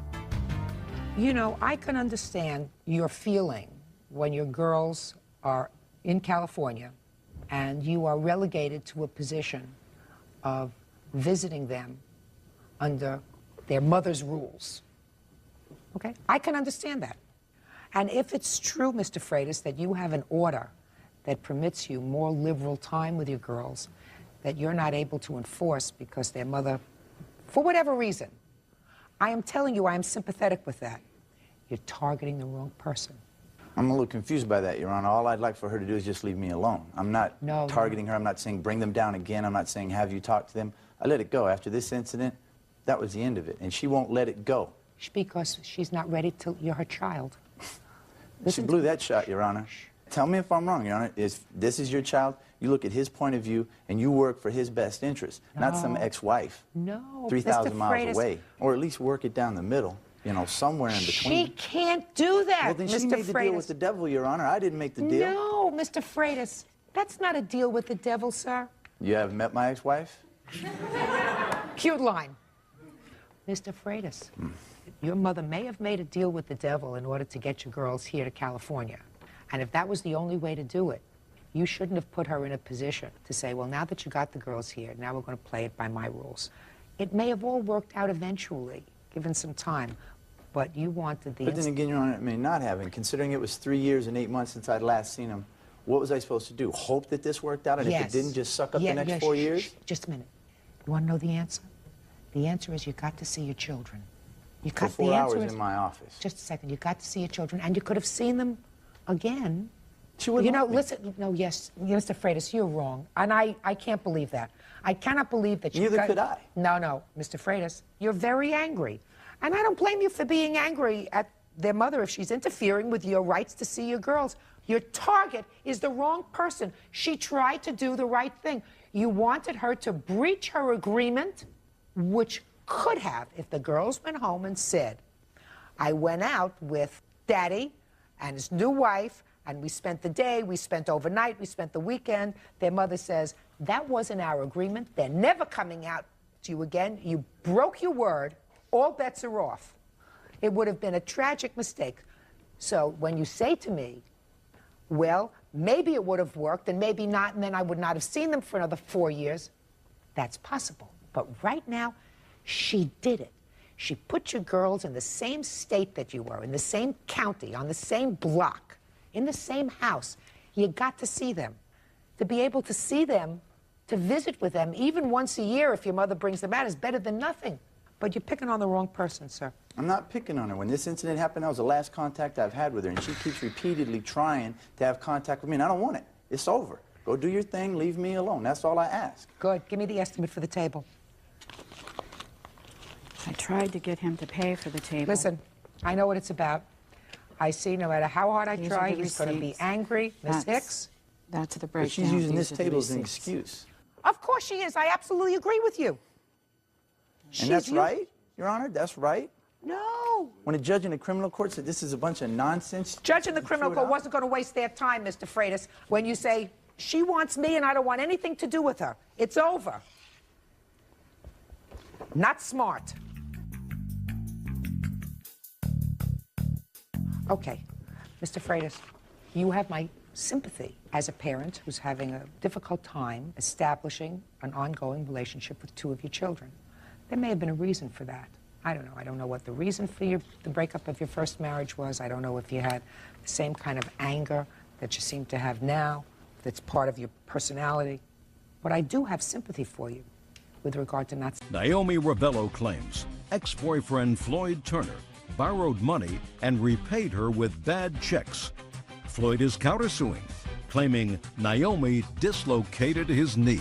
Ms. Ravello, you and Mr. Turner had a relationship. You claimed two things. First, you claimed that he borrowed some money from you. He repaid the money with some checks. And the first time you went to cash the checks, the first check bounced. So he still owes you that money. He never went back to cash the rest of the checks. And in addition to the bad checks, it is your claim that Mr. Ravello assaulted you. You have certain medical bills that you want him to pay for, as well as paying for the pain and suffering that you endured as a result of this assault. Mr. Turner says that the bad checks were a bank error, having nothing to do with him, and that the assault on you was nothing compared to what you did to him, that you actually assaulted him with a dangerous instrument, your car. When he was attempting to get out of your car, you sped away, causing him serious physical injury. He is counterclaiming. Is that correct, Yes, sir? ma'am. Let's deal with the loan first. So let's get rid of simple things first. So I'm going to go to you, Mr. Turner, because there are certain things that are stated fact. You seem to acknowledge in your answer that you borrowed money from Miss Ravello. Yes, ma'am. What did you borrow the money for? It was different reasons, like I needed certain things like the truck, You have my to keep your brakes, voice my- up, Mr. Turner, I'm because sorry. I don't like to My, strain. When I strain, I get lines on my face. When I get lines on my face, my producer doesn't like it. Okay. Well, yeah, different things, like brakes for my car. I needed that done. I needed down payment on the mortgage, on rent too, on the apartment we had together. That's little things like that. How much did you owe her? Probably $400, $500, something like that. Was it 4 or 5? $550. $550. And you gave her checks. Yes, ma'am, I did. When she went to cash the checks, what had happened with that was I went to go to the bank, get the money. When she took me back, we was arguing in the car. Do you still owe her the $550, Oh, yeah, absolutely. Mr. Turner? Yes, ma'am, I do. You know, I'm a bottom line girl. Life is short, and I have other things to do. So on your side, you get $550 because he gave you a bunch of bad checks, so you get that money. Now tell me the date of this assault. May 19th was the first one. May 19th of what year? 06. And were you together after May 19th of 06? Yes. How much after? Till August 2nd. Of what year? 06. From May 19th of 06 to August 2nd of 06, did you live together? Off and on, yes. We had an apartment. He lived with his mom and I lived with my dad, and we had shared an apartment. And did you go out for dinner? No. Did you share a bedroom? Yes. I'm not interested in the assault on May 19th of 06. That was the most important one. Well, wouldn't have stayed after the first one. But we're talking about an incident that happened over a year ago. Why didn't you sue him before? Why did you stay with him? Why did you live with him? Why did you sleep with him? Why did you eat with him after he assaulted you? You don't let a man put their hands on you and then come in a year later and wake up and say, well, now I'd like some money. Were you hospitalized? No. The assault you cross off to, I should have been smarter. I'm old enough to have been smarter than to let somebody put their hands on me more than once. When was this assault that you're complaining about, Mr. Turner? In August 2006. August what? 6. When she hurt my knee, we had seen each other 3 days prior to that, okay? And 3 days after that, I get a letter from the sheriff saying that she had a restraining order on me. I'm like to myself, well, why is that? Well, after the incident in the car in August, you did not live together anymore. Oh, after August, I get, the sheriff came to the apartment and gave me a letter saying I had to evict the premises, which, okay. After August, Mr. Ravello. Yes. When you had this incident that Mr. Turner is going to talk to me about, Yes. madam. Did you live together? No. So the relationship was over? Ended. Fine. Now, Mr. Turner, I'm going to see absolutely fair a jurist I am. I'm not going to entertain her old assault case after she took you back and lived with you and schmutchkied with you and everything. Not interested. But I'm going to hear your version of what happened in August, because after that, there was no more relationship. True. Okay, now. Okay, you gave her bad checks. She Right. was annoyed that you gave her bad checks. So she picked you up in her car Right. I was to told. go to the bank. Right. Right. That's what you say in your answer. Right. So now you're in the car, on the way to the bank, going to fix up this problem with the bad checks, and you have an argument. Okay, So I far, told am her, I look, telling the story almost like I absolutely. was there, right? Okay. I told Now, her, hey, tell me what you said to her and what she said to you. I told her, look, I don't want to escalate the problem anymore. Let me out the car. When we get to the next stop sign, we'll deal with this later, when we both calm down. What Okay. was she saying to you? Just going off about different things. Like, no, we're going to go now to the bank, blah, blah, blah, this and that. I'm like, well, you know what? If we're going to go with this kind of attitude, things already heated up. It's best that we both calm down and wait until another day. When she came to a stop sign, I'm like, I'm going to get out. I open the door, let my leg out. She takes off with my leg out the door and pop my knee out of place. Okay, she ended up stopping. Wait, I gets out, end up walking into my apartment. Okay? So when I get out the car, go back in my house, I noticed that something was bothering my knee. I couldn't put like pressure on it. Okay? So then she came back to the apartment. She said, no, I'm sorry, I'll take you to the hospital. Well, I said, Does that sound familiar to you? Some of it. Okay. And did you go to the hospital? yes, ma'am, I did. Can I see the report, please? Yes, ma'am. And I will have a chance to say my version of that, correct? Absolutely. Thank you.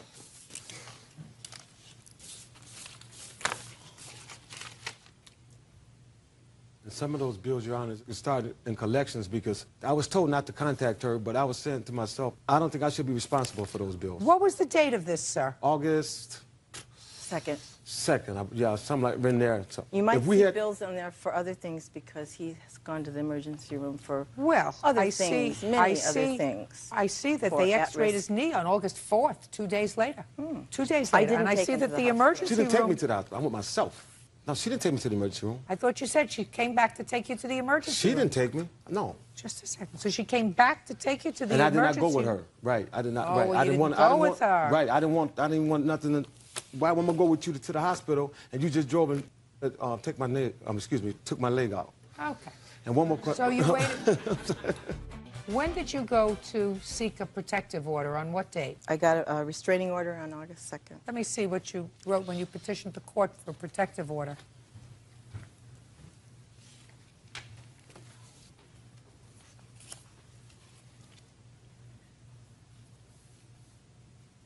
You told him that he assaulted you in July. You were telling me something that happened in May. May 19th was the assault, and August 2nd was the second assault. You don't say anything to the court about August. Sorry. You say that on July 28th at 5:18, he grabbed my arms, leaving bruises. Fear made that he may pull a gun on me. While I was driving, he unlocked the door, opened it, and exited. Miss Ravello. Yes. When we started this hearing, you said to me the bad assault was May 19th, 2006. Yes. Okay? Then you go to the police and you tell the police that something happened to you on July 28th, 2006, that he grabbed you and left bruises. But you just happened to go there on August 2nd, the day he got injured in the car. That sounds a lot to me like you're covering your tracks, madam. Okay. Whew. All right. You tell me you. I'm a little... You tell me you. There's a paper trail. Oh. The paper trail is clear. And what you told me was clear. Well, on August 2nd, we started going to the bank because of a bounce check. And he didn't want to go to the bank, and I wanted to go to the bank. So he was in the car, and he unlocked the door and exited while my car was going. So he exited out of the car, and then I stopped. Then I went back to the house. We argued. He grabbed my arms again. That was the second domestic violence incident. You say absolutely nothing about that here in your application. You say that when he grabbed you, that was on July 28th. It's not true, Your Honor. I don't want you to speak. Oh, okay. I'm sorry, I might have some date. It was like all around that time. I'm No. sorry. What happened was at that you got frightened that you hurt him. You got frightened when he opened the door. He put one foot out the door and you took off. You were so furious you took off. No, I was driving at the time, and he unlocked. Listen to me, Miss Ravello. Mr. Turner isn't an idiot. Looks like a smart enough guy that would not get out of a moving car. But he did. No, I don't believe that. What I believe happened was you were furious. And he said, stop the car, let me out of the car. You may have slowed down. And then he put his foot out of the door and you took off and you were furious. But then you got worried. You got worried that you hurt him. I did. I And was then you worried. went back and he said to you, get out of here. I don't want your help. And you said, I better get me to the police station and file for a protective order. And you tell them in the protective order something that happened days before that caused you to come to court and seek a protective order. And when you come to court here, you tell me that he assaulted you and he hurt you May 19th, 3 months before. He did. Okay. I had serious Fine. bruises all over my body from that incident. In May? Yes. May 19th was horrible. It was a horrible night. Then you should not have stayed with him, madam. You should not have I know. stayed with him, slept with him, eaten with him. Well, there's the partied I'm with him. sorry thing. There's Well, the I I'm sorry love you. too. I'm sorry. too. You get your Let's- $550 back, but I'm going to take a look at his medical bills because I believe that you caused the injury to him that happened on May 2nd. But he exited while I was driving. Mr. Vello, I don't believe you. It's as simple as that, my dear. Oh, Your Honor, can I say something else, please? If you want to. When I went back to the apartment, all of my stuff was in the alley. My clothes, everything. I get a phone call from one of her neighbors saying that, Turner, you better get back to the apartment. Hey, man, your stuff is in the alleys for the pickings. Everything I owned in the apartment was in the alley. I didn't get a chance to get nothing. Why'd you throw his stuff away for? Because we were being evicted because the landlord in front, he filed an indecency report because he parties a lot. Just a second. When were you evicted from the apartment? I'm sorry. When were you evicted from the apartment? On what date? I'm so nervous. I don't have that. I know it. The police evicted us on August 7th. I have it here. I'm going to get it together here because I was wronged here. Just a second. August 7th. Go back and find your stuff in the alley. That same day. And I called the police department because they told me if I came back over there, they're going to arrest me. So I called back and told them. You had no reason to put his stuff in the alley. There was a restraining order. He wouldn't leave. He wouldn't leave the apartment. There was things involved that I don't want to say right now. I don't. Just a second. Listen to me. He wouldn't. I'm asking you why you threw his things in the alley. Because he wouldn't leave. Listen to me. The fact that you put him out after he lived with you, you're entitled to do that. Things don't work out. Right. He's got to leave. Thank you for agreeing with me. Keep your mouth shut. Okay. You have no right to take his belongings and throw them away. You have the responsibility to put them in a box. I did. No. I brought bags and I brought boxes and I packed them up and I put them behind the house. And my family helped me do that. No way. No way, madam. No way. You got a bad temper. I got a bad temper. He may too, but you got a bad temper. You owe him $1,566 for his medical bills. You owe him another $500 for the property that you threw away. From the money that you owe him, which is $2,066, I am deducting the $550 loan, which means on his counterclaim, you owe him $1,516. Judgment on the counterclaim for the defendant. That's all. Thank you. Parties are excused. You may step out. Psychiatrist Dr. Howard Richmond says publishing consultant Susan Gilbert scammed him on a book deal. According to your complaint, Dr. Richmond, you retained Ms. Gilbert's services because you were interested in publishing a book. That is correct. And she had, well, you had heard she had had some expertise in assisting people to get their works published. You gave her approximately $2,500, and it is your claim that she really defrauded you because she was not working solely in your best interest. You want not only your money back, but you want twice that amount of money as punitive damages. So I have a few questions before we get into this. Had you written a book? Yes, I did. And the subject? It was called The Healing Field, a story about myself, a psychiatrist, and one of my patients who was dying from anorexia. Only when I got out of the box of my traditional training did my patient start to heal. How long did it take you to do the book? About 5 years. And what brought you to Miss Gilbert? I was at a publishing event in 2003, and the defendant was one of many experts that presented that day, and she said that she could help me get my book published. How much was Ms. Gilbert's fee? Her fee was $150 for an hour of coaching over the phone. And what kind of things did she coach you about? Well, she talked about having a branding, who I was going to tell me about this fantastic opportunity to be a co-author in a book along with big names such as Dr. Phil, Deepak Chopra, and Wayne Dyer. And I would need to pay $5,000 to, under a tight deadline, write a chapter in the book. So then in October of 2004, I wrote a check for $5,000, sent it to the publisher, Linda, and then 2 weeks later... The publisher is not Linda. What's the name of the publisher of this book? Her name is Linda, and her corporate company, logo is Mentors Publishing House. Never heard of him.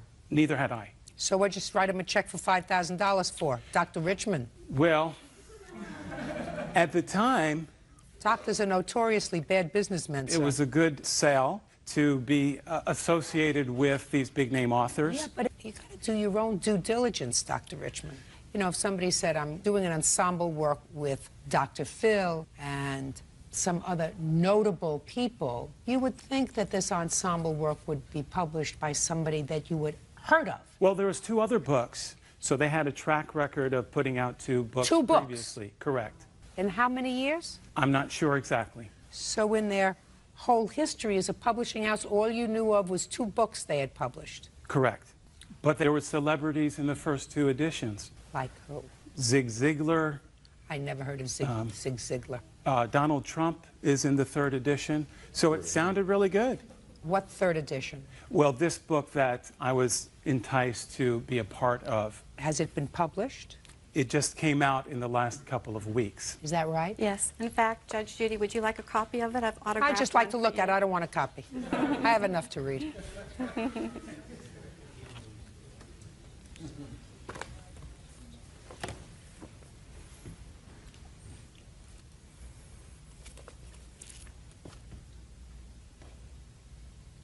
By the way, in case you want a picture of Zig Ziglar, this is what he looks like. That's him.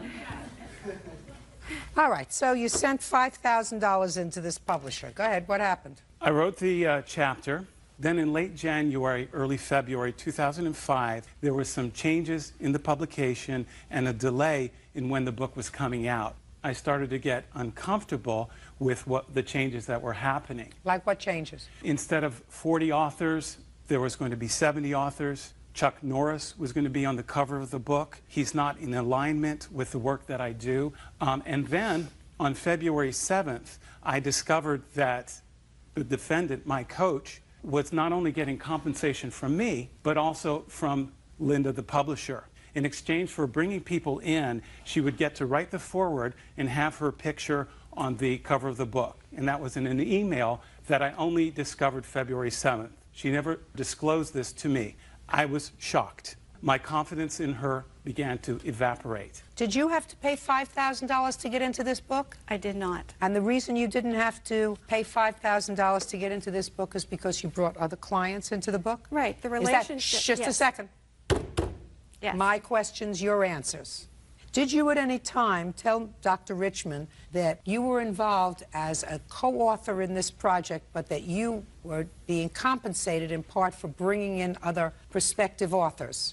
Yes. When did you tell him that? At the inception of the discussion of whether he would come in or not, because one of the questions that they had was whose picture would be on the front, and at that time, the publisher had offered that my picture would be in that larger space there on the cover. That doesn't answer my question. You can write a chapter, but if everybody who's writing a chapter pays $5,000 for your bringing in other authors, you were getting a free ride. My question is, did you tell that to Dr. Richmond? I did not state it in those words. Well, those are the words that you should have used, Ms. Gilbert. If I could clarify one thing for Judge Judy, though, the $5,000 fee is not a fee. He made a commitment to purchase 1,000 copies. There's no difference between buying 1,000 copies and paying $5,000 to get in, because it all goes to the publisher. They are at least assured of 1,000 copies, and if they get 70 authors to each contribute $5,000, that means that they have guaranteed themselves 70,000 copies of the book being sold, which guarantees them a spot on some list that says we've already sold 70,000 copies, and therefore you should read this book. That's sort of a no-brainer. It's right, marketing. Miss Gilbert? Absolutely, it's Okay. marketing. So that wasn't explained to him, that the $5,000 is that you can get 1,000 copies of this book. You don't have 1,000 friends. What you're going to do is you're going to take pieces of your library. You put 500 in one house and 500 in another house and some in the kitchen and some in the living room. I've written books, I know. I got stacks of them all over my house. Some were sold, some did. Listen to me. You had an obligation to tell him that you were also representing other people who were going to be contributing to this book, and in exchange for your cooperation in securing other people, which the publisher wanted, because I guarantee you, Dr. Phil didn't have to pay $5,000 to get into the book.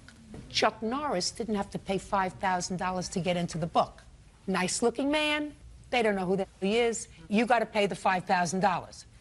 It's marketing. It's marketing, and that's the point. All of the coaching calls that You Howard have and I to had tell done. him. Can I say this for a second, Bert? Sure. Don't get too involved with it. Let's see.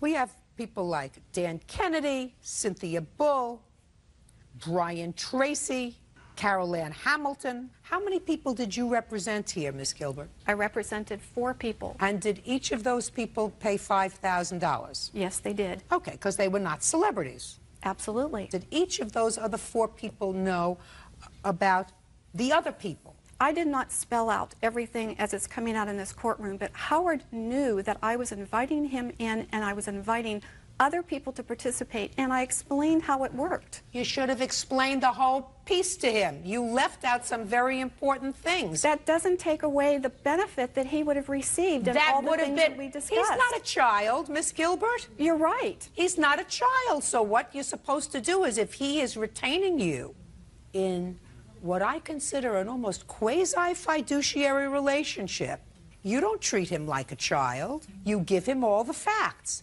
and then let him make a judgment. Now, it might have been a wrong judgment for him not to participate in this book. He might have gotten his name in print, so at least he was a published author. But your responsibility to your client, if he was your primary client, was to make sure that he had all the facts. Now, did you get your book published? Not yet. You got a possibility? Of course. Good. Now, I don't necessarily think Miss Gilbert is dishonest. I think that she didn't realize who her master was. Her master was the person who had hired her to help him publish his book. Quite honestly, Dr. Richmond, in all probability, had you not gotten your money back, because you got your $5,000 back. No, I did not. You did not? No, I did not. Why not? Well, as a matter of fact, when I decided to withdraw from the project and ask the publisher for my money back, on February 25th, the publisher agreed to send me the check that day. I waited. No check. Then I discover my coach, my agent, told her directly not to give me my money back. How do you know that? I heard it verbally from the defendant, and also I have an email from the publisher that confirms the Can I see it? conversation.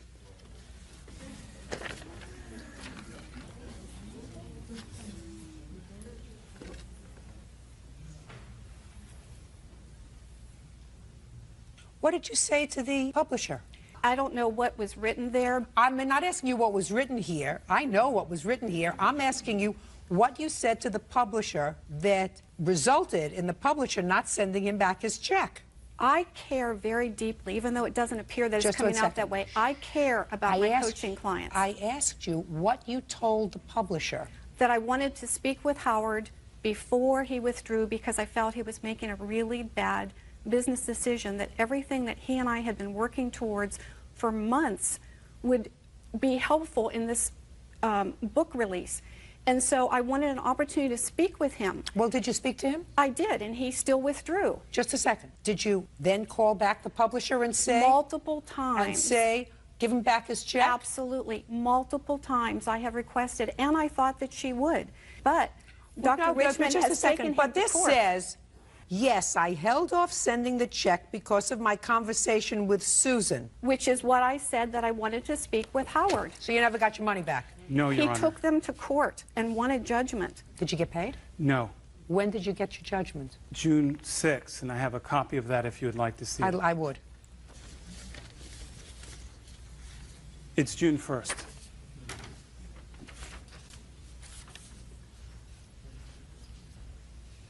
You have any idea why you haven't gotten your money? Lack of integrity. Have you called them? Yes. And what have they said? No response. Tried to get the money from the bank account. No money there. Cat and mouse game. Her client has said, I want my money back. The people are ready to send you your check. You say, don't send him his check. I want to talk to him.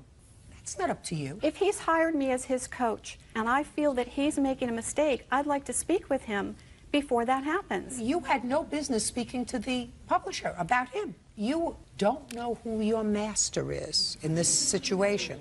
You took money from him. You are his advocate. As is, I was advocating for him that this was a good project. He's not a baby. It's up to him to make a judgment as to whether or not he believes that he wants to go forward with this project. You know, Chuck Norris is a very nice man. He says, I don't want to be in a book with Chuck Norris on the cover. I don't know why. I've met Chuck Norris. He's got a lovely man. He's got a lovely wife. Their philosophies may be inconsistent. Who knows? That's not up to you. That's up to him. How much did he pay you? How much did he pay me? Yeah. A total of $2,500 over 6 months for 17 sessions. And when I begin to work with someone, Judge So Judy, far, he's out $5,000 plus another $2,500, and he doesn't have a book. And the $5,000 of that $7,500, put it down. $5,000, Miss Gilbert, out of the $7,500 is because of you. Sounds to me like better practice would be not to come in front of 10 million people and tell your story, but to give him back his $2,500. Judgment for the plaintiff in the amount of $2,500. That's all. Parties are excused. You may step out. Tyrone Smith claims ex-girlfriend Christy Bruffett lied to him about the paternity of her child. Christy is countersuing, claiming Tyrone has been harassing her. Mr. Smith, it is your claim that the defendant defrauded you and leading you to believe that you were the father of her child. You want attorney's fees and all kinds of compensatory damages. Ms. Bruffett says that you knew all along that you were not the baby's biological father, and she is counterclaiming for harassment and other stuff. I assume that there was a time that two of you were in a relationship. Yes. When was that? 2001. Are you asking me? I wasn't there. No, it was in 2001. And when was your daughter born? My daughter was born January 7th, 2001. Were you together at the time? Yes. Yes, we were. I'm going to go to you. Your answer suggests that Mr. Smith was aware all along that he was not the child's biological father. I'm going to hear your explanation with regard to that. Yes, he was, Your Honor. We had started dating briefly when we were working together in December. December of 2000? Of 99. December of 99. Yes. He had left Minneapolis and went to Chicago for what he said would be a brief period of time when we first started dating, in turn being quite a few months. How many months? He left towards the end of January of 2000. He did not return until close to the end of April of 2000. Is that right? No. Ain't no way Chrissy told me that that little girl was mine, and I Asking you signed. whether you went to Minneapolis. No. I was working in Minnesota, so ain't no way I left. Okay, keep going, Miss Bruffett. My child was conceived at the very beginning of April by Matthew Moore. When he returned, it was the end of April. He had known of me and Matthew's relationship, but was Don't persistent. tell me what he knew. Tell me what you said to him. I had told him that I was in a relationship when he had came back from Chicago. Matthew, in turn, towards the end of May, had left and decided he was moving to Florida, and me and Tyrone had started dating again then. But he knew I told him that I was pregnant before he had came back from Chicago in a phone conversation. Is that right, sir? No, ma'am. Doesn't sound right to me. No, ma'am. Keep going. Okay. Up through the pregnancy, we were together, we were dating. all the way up and through my daughter was born. When my daughter was born, he had told me that throughout the whole time that he wanted to be a father to her. He would be that figure because Matthew was not going to return from Florida. Tyrone had told me that he wanted to be the one to step up to the plate. He would take care of her. We would be together. We had plans on being engaged or being married in the future. He had told me then that he didn't want his family to know he wasn't her father because they already did not approve of me and his relationship. Yana, okay. So at that point, we had decided that he was going to be her father figure. When she was born, I had told him that I wanted to leave the birth certificate blank in the case that Matthew were to ever return, and that was only fair. And he said that that wouldn't be viable to his family or mine. We argued back and forth about it. How did this all play out then after 2001?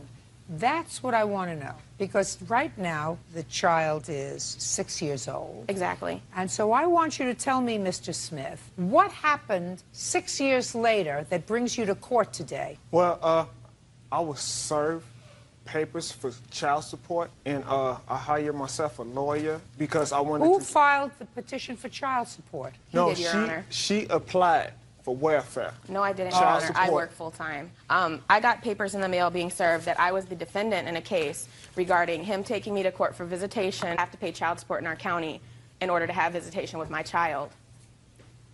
He brought the action, Your Honor. He is the plaintiff on both of these. Well, there was a motion in Hennepin County for child support. That was an action that he brought with He brought a an visitation. action for what? For child support? To pay child support? In our You county, brought you an have action to to. pay child support, sir? No. I never heard of that. I've been a judge for a very long time. See, Miss Bruffett, my problem is he's fighting the child support in this action. Exactly. He's fighting it. He doesn't want to pay it. He's saying, listen, I have no money left. You know, I have a 5-month-old baby. I live. Here's my rent. Here's my lease on my apartment. Here's what I earn. Yep. I can't afford to pay any more child support, so I don't get the fact that he petitioned the court for child support. Now, why do you keep looking for her, sir? Ain't nobody looking for Chrissy. You weren't looking for her? No. I have For what police reports reason? to that effect, Your Honor. I'd like to see the police report, please.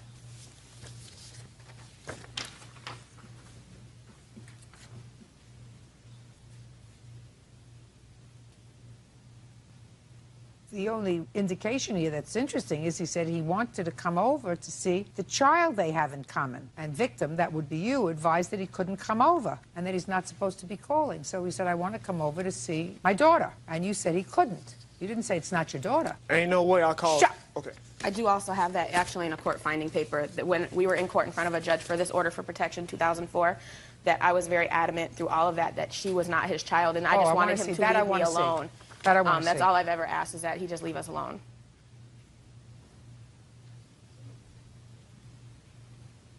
Sir, what I want to know is why you're here now in 2007 when in 2004 she clearly told you that you were not the father of this child. Right. She told you that Exactly. 3 years ago. Yep. What woke you up now? What woke me up now was,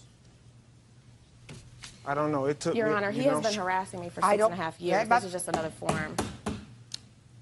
I'm sorry.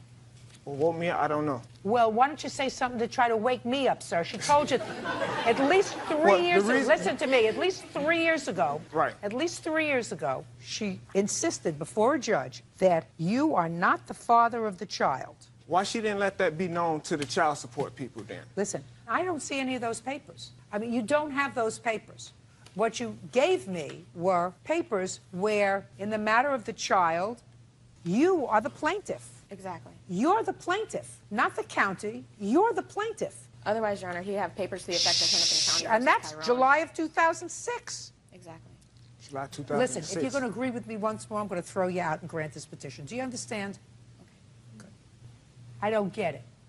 Yeah, I'm kind of lost too. You got me lost too. Well, I'm kind of lost too. I mean, you were told by a judge 3 years ago that she says you're not the father of the child. And now you want attorney's fees and court costs and everything else for an attorney that you just hired 3 years later, in order to get visitation and have a blood test done, and you want the blood test done, she told you you weren't the father. Your Honor, I had to hire that lawyer because I didn't have an address. I didn't know how to serve her Your her Honor, papers. my address is private from him. She put an order of protection on me, so ain't no way I can get her address. What did you need her address for? So she can get served her papers. What for my, papers? For, I don't want to hear you. Don't you get it?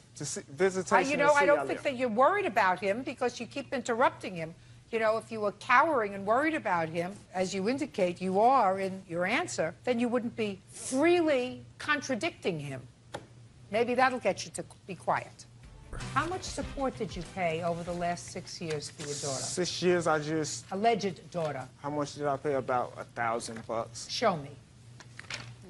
That was my daughter. Ain't no way I'm going to keep a receipt. Show me. You know? Okay. I did that from the kindness of my heart. You know? Ain't no way I'm going to buy that little girl Well, something and say, I want it back. No, I didn't say buy her something. I said support. You weren't living together for 6 years. Support. You got me on that one.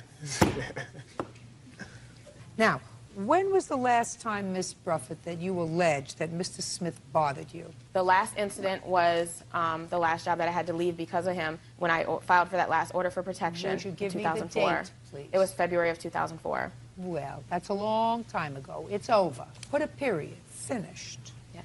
Not a good idea, if I believe you, which I'm sort of on the fence about. Not a good idea to insert somebody else's name on a birth certificate that is not biologically related to a child. It confuses the child.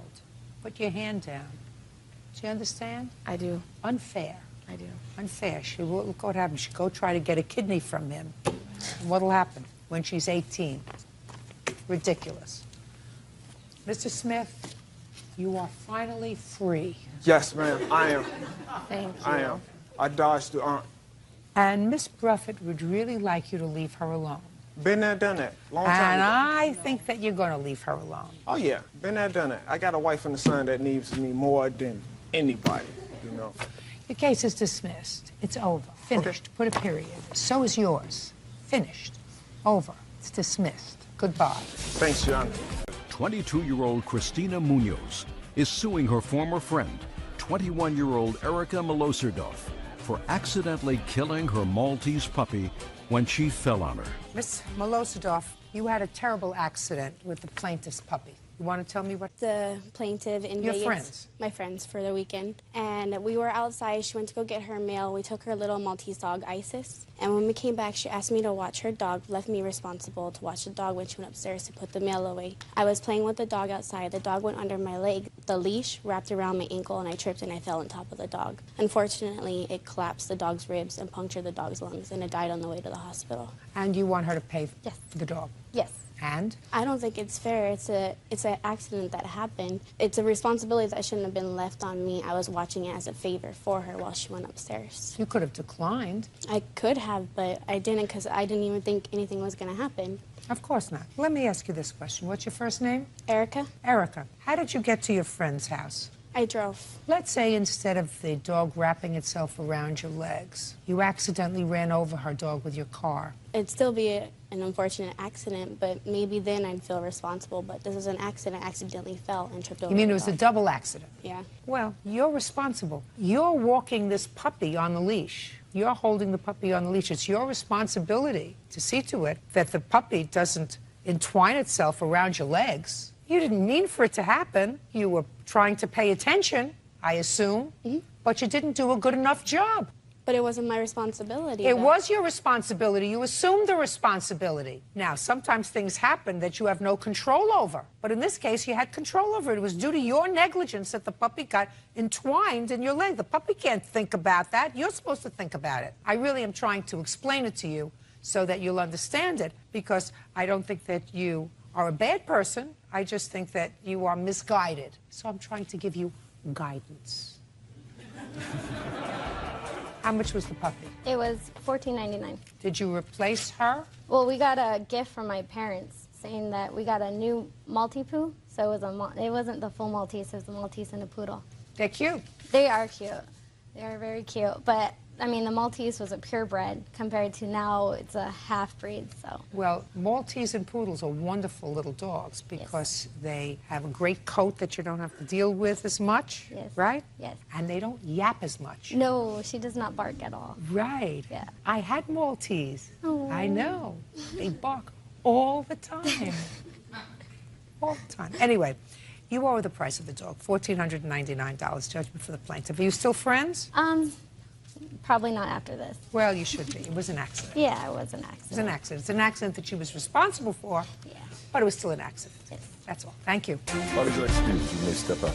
Ashley Coggins says she loaned money to ex-boyfriend Daniel Piper so he could buy a 1990 Mustang.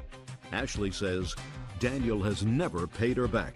Ms. Coggins, according to the complaint that I read, you and Mr. Piper lived together for a period of time. Yes. And you took out a loan. Yes. And the loan was to be primarily used for a car for you. What kind of a car did you buy?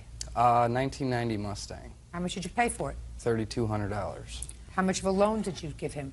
$4,500. What'd you do with the rest? Well, she got a portion of the money, approximately $300 to $400, and the rest of the money I used to plate the car and insure the car. And then shortly after the loan, the two of you broke up. Yes. He made some payments on the loan and then stopped. Yes.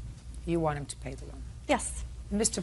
Piper says that he was forced to sell the car, stop making the payments because you moved out of the apartment, leaving him with the lease and the bills.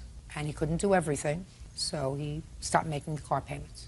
Well, I paid some payments. I did not. How many payments did you make? I believe 4. And in what amount?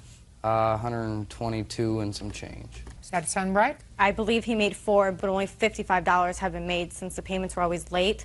And they were adding the interest and the payments were always late. He's only actually paid $55 on the loan. Can I see the last statement, please? Yes. So I can look at it.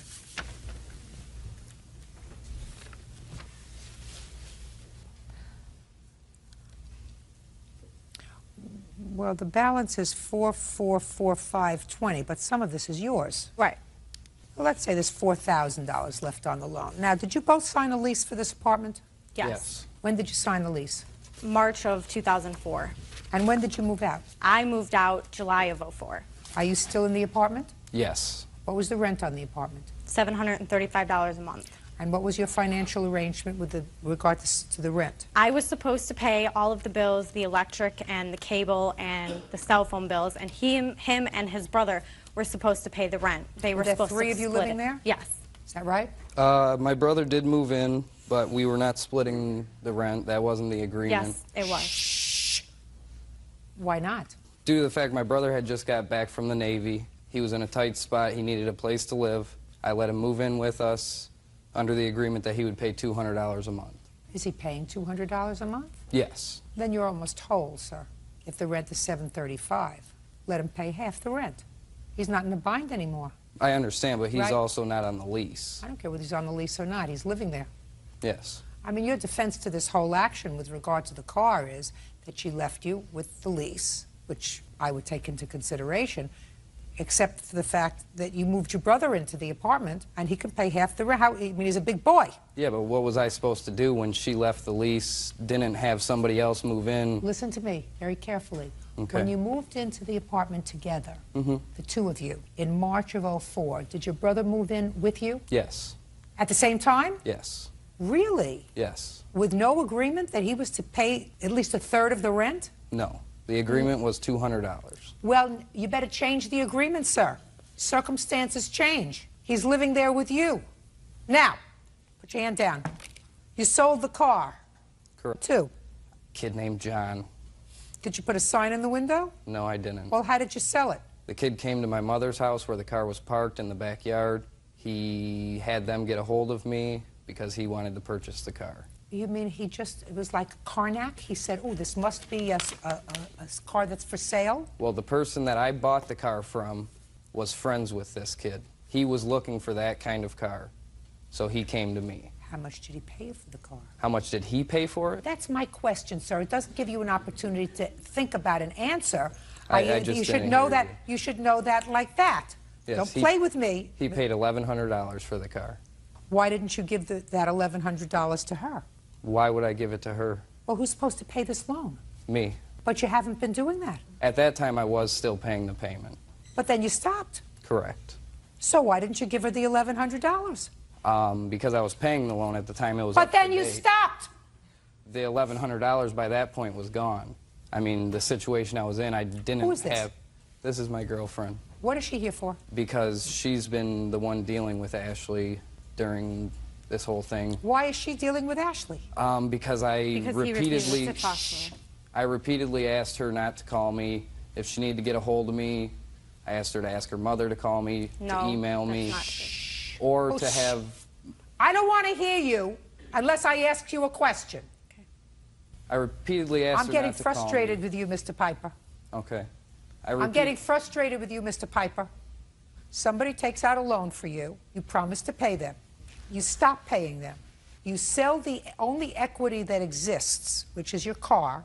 Well, to tell you the truth, the car wasn't part of the loan. Well, what was the loan for? I'm saying there was no, that wasn't collateral on the loan or anything like that. Okay, this loan was just a personal loan. It wasn't a car loan. I understand what it was, sir. She Okay. took out the loan to enable you to spend $3,200 plus tags and fees to buy a car. Correct. Of course I'm correct. You think you're smarter than I am? No, ma'am. On your smartest day. You're not as smart as I am on my worst day. Okay. What do you want? I was wondering if I could say something. Of course. I haven't had lunch. Well, Danny was with Ashley throughout their whole high school career. I don't give a, listen to me. I listen to me understand that. carefully. I don't give a rat's behind whether they were soulmates in utero. Okay. He took money from her. I understand Listen, that. Try to be quiet and watch my mouth. He took money from her to buy a car. He stopped making payments on the car. He stopped making payments to her for the loan that she took out to enable him to buy a car. And then he has the gall to sell the car and not give her the proceeds. She lived with Danny, was very unsatisfied with whatever Danny did. Left, did not pay any rent, didn't pay anything, asked him, oh, she is always in contact. Did you pay the rent? Did you pay this? Did you pay that? If you walked out, you are supposed to find someone to take your place. She did not do that. She left Danny with everything. Left him with the rent, the utilities. He had shut-off notices. Listen to me. A roof over your Listen head to is me. more important than a loan payment When that my she mouth should have never... starts to move, yours is not moving. Do you understand that? Yes, Your Honor. Danny has a brother, a big, strong guy who served his country, who came back, and who now has a roof over his head, cable, gas, electric, rent. And these two boys have to manage to pay $735 rent. And they can get that by collecting cans if they need more money. His brother, if he is trying to find a job, can go and work in a fast food place for minimum wage. You can make $350 a month doing that. He has no right not to pay his debts. And if you are making excuses for him, I'm not. Good, then you deserve each other. Judgment for the plaintiff in the amount of $4,000. That's all. Step out. Audrey Decker says her ex-roommates Trista Gray and Mark Robertson owe for bills and a rental deposit. Audrey also claims the couple falsely accused her of smoking pot. Miss Decker, you and the defendants were roommates in an apartment or a house? Correct. It was a two-bedroom apartment above the downtown plaza. And you met each other at work? Yes, we did. We that's all. We're co-workers. Sure. Signed the lease when? On August 21st of last year. I have that with me if you'd like to see it. Okay, and when did you move out? It was January. January what? 9th. And you claim they moved out owing you money? Yes, they did. There's lots of other things that you're claiming, some of which is nonsense, but you claim that they owe you some money. One of the things that they owe you money for is that they had not paid their entire security deposit. They had not paid the deposit. Just answer my question. Yes, they had not. They had not the paid the entire security deposit. You paid it, they were supposed to pay you back, and there was some money outstanding. When they moved out on January 9th, 2008, in what condition was the apartment? There were some burn marks in the carpet in the bedroom that they were in. There's nail holes things that weren't there before. Okay, do you have photographs of the burns on the carpet? No, I do not. Were there burns on the carpet? There might have been. We did smoke in the bedroom, yes. Okay. Because if there was no damage to the apartment, then of course I would say to the plaintiff, you're going to get the security deposit back, so they don't have to pay you any more security deposit. But if there was damage that you did to the apartment, then you have to pay your half of the security deposit, because in all probability, the landlord is going to make her replace the carpet and charge her. Is that reasonable? It is, but we don't believe we owe her anything because we have overpaid her on deposit. Show me. We don't have any proof of it, but we overpaid her over the deposit. We do believe we have. Well, show me. What do you mean we believe? We don't have What any- did you poke him for? You want him to say something? We don't have any proof because we did pay her. We believe we did. How much did they pay you in the security? They paid me $360. The arrangement was I How paid much was the security deposit? Let's do The this. $300 was what I put down that day for the deposit. In total? In total. So they owed you $150? No, the way it was we had our bills split 3 ways. Deb Schultz is a witness to that, that we agreed to split all bills, including electric, cable, deposit, rent, everything. 3, that they owed you $600? I want to know how much they owed initially for the security deposit, Ms. Decker. They owed $200 initially, but they did not have money at the time. I understand so that. I paid it all. I understand that. Okay.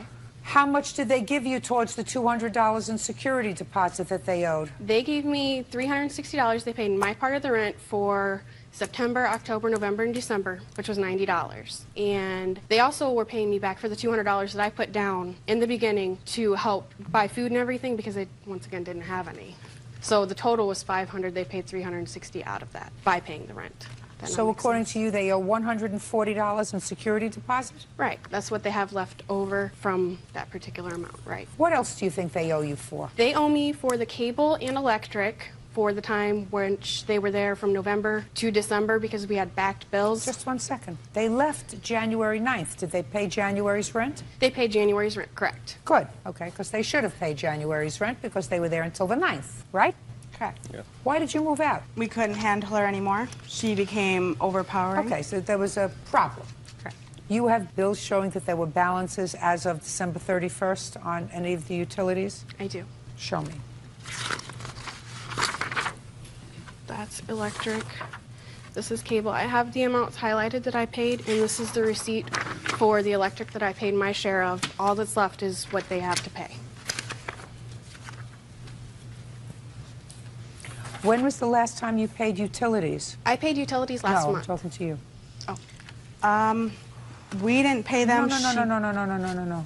You're showing me a bill from January 12th, 08 to February 11th, 08. They weren't living Right. there then. That's what was due before. Oh, balance brought forward $62. Uh-huh. 62. So they owe $40. No, the whole balance, the 164, is what was owed from the months before. No, It that's was- not true. The $150 is what we That's ultimately not paid. true. Not according to this. According to this, payments received was $150. 150 was what was paid. 6219 was what was left over as a back balance. 6219 was what was left over from that bill. The other money is for the current service, which was from January 12th, 08 until February 11th, 08. I can read a bill. Okay. Well, So they owe $40 on this. Okay.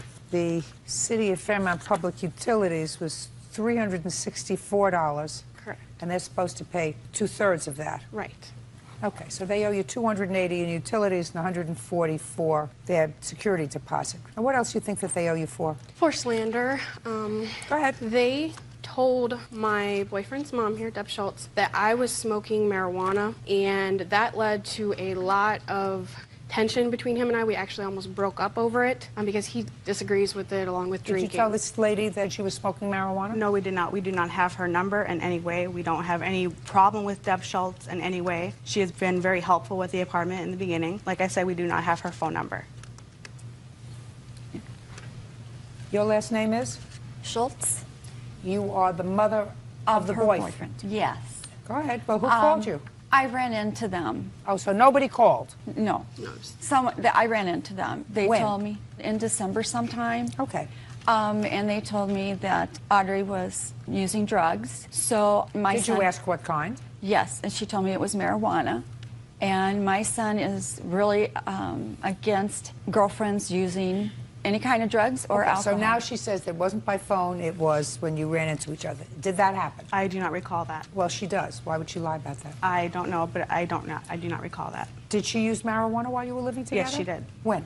Well, we were at a friend's house, and I was in the bedroom with my friend, with her daughter, watching a movie, and she was in there with my friend's boyfriend and Mark, and they were having a conversation about using marijuana, and Mark overheard it. Overheard what? Overheard the conversation about them using drugs. And Audrey had asked Mark not to tell me.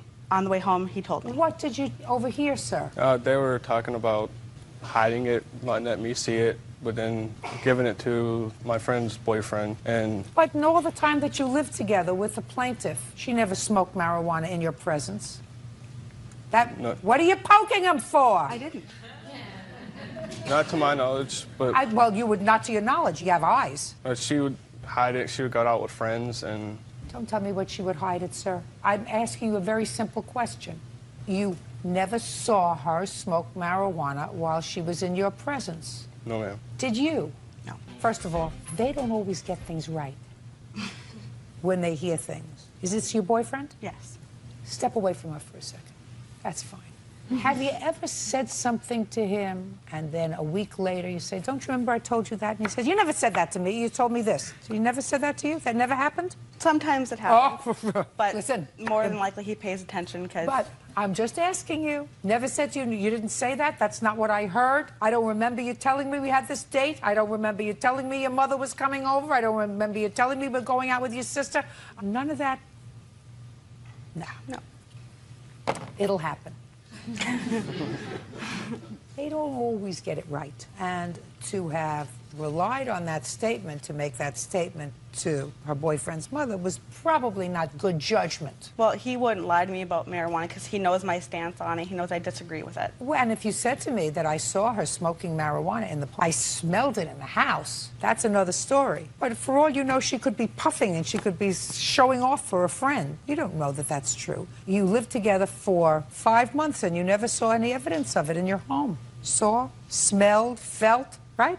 So you probably should have kept your nose in your own business. But we did have a conversation about her drug usage a while after that night at my friend's house, and she had admitted to doing it. What did she say to you? And she said she was going to continue doing it because she liked it. And I told her I do not agree with it. Fine. You don't have to agree with it. You're not her moral police. As long as she's not doing it in your home. It's not your business, but that's not slander. No, what happened was... It's not slander. Okay.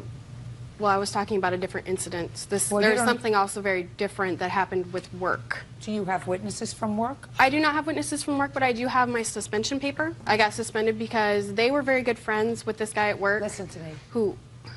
That's all hearsay. Even though I have a document saying that I was suspended? Okay, whether you were suspended or not, I have to have a witness to tell me why you were suspended. Well, the paper says why. How do I know if the information they got from them is the only reason that they had to think that you were using drugs? How do I know that? That's not legal in a court. You can't use that as evidence in a court. Do you understand? Yes. Okay, fine. They owe you $320 for their share of the security deposit and the bills that they have. And next time, you have to be careful when you talk about somebody else's reputation. Do you understand? That's all. 22-year-old Catherine Govis is suing the father of her child, 23-year-old Brian Epley, for the value of a computer. Brian claims he supported Catherine the entire time they lived together. Miss Govis, how old are you? I'm 22. Who do you live with? My parents. You have a baby? Yes. How old is the baby? 6 months. How old are you? 23. Who do you live with? My parents. Well, there was a time that you lived together because you have a child together. That didn't last very long, and according to your complaint, he owes you for a computer that you purchased on your credit while you were together. Mr. Epley says that you left the computer when you left him, and you left the computer because he had supported you for 6 months while you were pregnant, and your arrangement was that you were each supposed to contribute to half of the expenses for the house. Yes, ma'am. Oh. Is there any reason why you decided to have this child? We were together for 3 years off and on. Together off and on, Miss Govis suggests to me that when it was off, it was because it wasn't good, right? Yes. Did you think having a baby was going to make it better? No. Your parents, did they have other children? Yes. How old are they? We're all 2 years apart. I have older brothers and sisters. So all of a sudden, your mother's taking care of a baby again? Yep. Terrific. And you don't even live in the same state. No, ma'am. Do your parents see their grandchild? No. I'm just suggesting to you that you just think about things before you do them. Like buying an expensive piece of equipment on credit. Now, you want to tell me how that came about? He was going to school and working at the same time, and he was working nights, so for him to wake up and go to the library to use a computer and all that, it was too difficult and too time-consuming. So he asked me to get him a computer on my play credit. with your nails. Sorry. He asked me to get him a computer on my account because he has bad credit. My parents paid for his bankruptcy, which was a couple months prior. He got that all settled, and then in February of the next year, I got him the computer. And 3 weeks later, we broke up. Were you pregnant when they paid for his bankruptcy? No. Your Honor, they didn't pay for my bankruptcy. It was $600 for me to file bankruptcy. I only had $400 of it at the time, $100 that I didn't have to go ahead and file for it. Did you pay him back? Yes, ma'am. No, he did not. My father would not take the money from him. But you offered I it. offered the money. Oh, that's fine. So, you put it on your credit card. When you left, what was the discussion about the computer? That he would have it paid off by August before the finance charges started coming in. Oh, so you bought it for 6 months free Yes. financing. And you did discuss it when you left? Yes. Tell me about the discussion. He said that he would have it paid off by August before the finance charges because he didn't want to pay any extra money on it. He told me to go ahead and send in for the $100 rebate and send that in towards the computer, but I never got the $100 rebate back from it. Did you send in for it? Yes. I don't know if I put the old address and it just didn't come within the time frame of my change of address or what. A detail. Yeah. Okay, Mr. Repley. Let me hear. Okay. We moved in together on January 1st of 2005. I moved her down there from Illinois. That's whenever we got together. And I told her at that point in time, you know, I wasn't in a hurry for her to get a job, but I would appreciate the help. We lived there for 4 months, and then we moved into a more expensive place, and I told her I needed her help at that time. We agreed she would pay half the bills and half the rent to help me out, as well as I was going to school full-time and working full-time. So whenever she left, she said, okay. No. Okay, you needed help. And when you told her you needed help and she agreed to pay for half of the expenses, sir, in what month was that? That was in February of 05. And in what month did she become pregnant? I believe it was September, October. August. Between February of 05 and August of 05, did she work? For about a month, Your Honor. Did you work? I worked for about 3 months. Who did you work for? I worked for temp service. What'd you do with your money? Gave it to him. You contributed your money to the household. No, ma'am. And we got a car together, and I paid for the car payment, the gas, Whatever. and She wasn't insurance. spending the money on drugs. So she was contributing what she could to the household. And in August, you became pregnant. Yes. So you stopped working? No. I was working up until November. So you stopped working, and you didn't contribute anymore? No. All right, now you tell me, sir, about the conversation you had about the computer when she left. Whenever she left, her family came to Indiana to help her pack up to move back. And she said, you know, she only worked for a total of, it might have been 2 I or don't 3. care. I don't care, sir. That's irrelevant to me. But she owed me for the half of the rent for all the She months doesn't that owe she you for didn't anything. work. I just want to know what she said. She said, you can have the computer for the money that I owe you for all the expenses that you've paid to take care of me during this time. You mean you never had the conversation with her, I'll pay you for this computer by August? At the point whenever we broke up, I talked to her a couple months, like No, a month no, later. look at We me. were talking. I asked you a question. That requires a simple answer. Did you ever have a discussion with her that the computer would be paid for by August? Yes, ma'am. Why did you decide not to do that? Because I felt that I did not owe her anything, Your Honor. Well, feel. That's what we're talking about. So you see, you did have the discussion. Yes, ma'am. How much does he owe you for the computer? After everything, it is now $1,750.79. So, Mr. Repley, this is the situation. If you move in with somebody and things don't work out, that's one thing. She moves on, you move on. Takes two to tango, takes two to make a baby. Takes two to have a problem if they don't want to have a baby. I believe her that she worked on and off, not consistently, not like you did. Maybe that was a good indication that you didn't want to get involved with somebody who was not keeping up their half of the bargain, right? Yes, ma'am. Then what you don't do is have a baby with her. And there are things that you can do in order not to do that, right? Yes, ma'am. You owe us $1,750. You still have the computer? No, ma'am. Why not? I sold it. Why? because I did a change of jobs and I was hurting on money, so I had to sell the computer. Well, this is going to hurt even more, so now you don't have the computer, you have to pay for it. Yes, ma'am. $17.50, that's all. Step back. 21-year-old Marvin Odom is suing his former friend, 22-year-old Mary Jackson, for the return of baby clothes. Mary is countersuing, claiming Marvin damaged a banister in her home while he was drunk. I gather from your complaint that you and your girlfriend, who's pregnant, had nowhere to live. And you called up Miss Jackson and said, could we come in and stay with you for a little while? Miss Jackson, because she's a very nice lady, said, okay, right? No, that's not really what happened. Well, why don't you tell me what happened? Miss Jackson insisted that we come stay with her because she was returning a favor because my girlfriend's mother helped her when she was pregnant with her first child. But your mother didn't help her. No. Right? And you didn't help her. No. But you just came along with the package. Yeah. You and your pregnant girlfriend moved in with the defendant because she was being a nice person. Well, yeah, you could say that. I did say that. And things didn't work out. Right. Miss Jackson said things didn't work out because you got into argument with your girlfriend, you broke the banister in her house, then you got drunk, you fell down the stairs, you had to be taken to the hospital. Is any of that true, sir? Not really.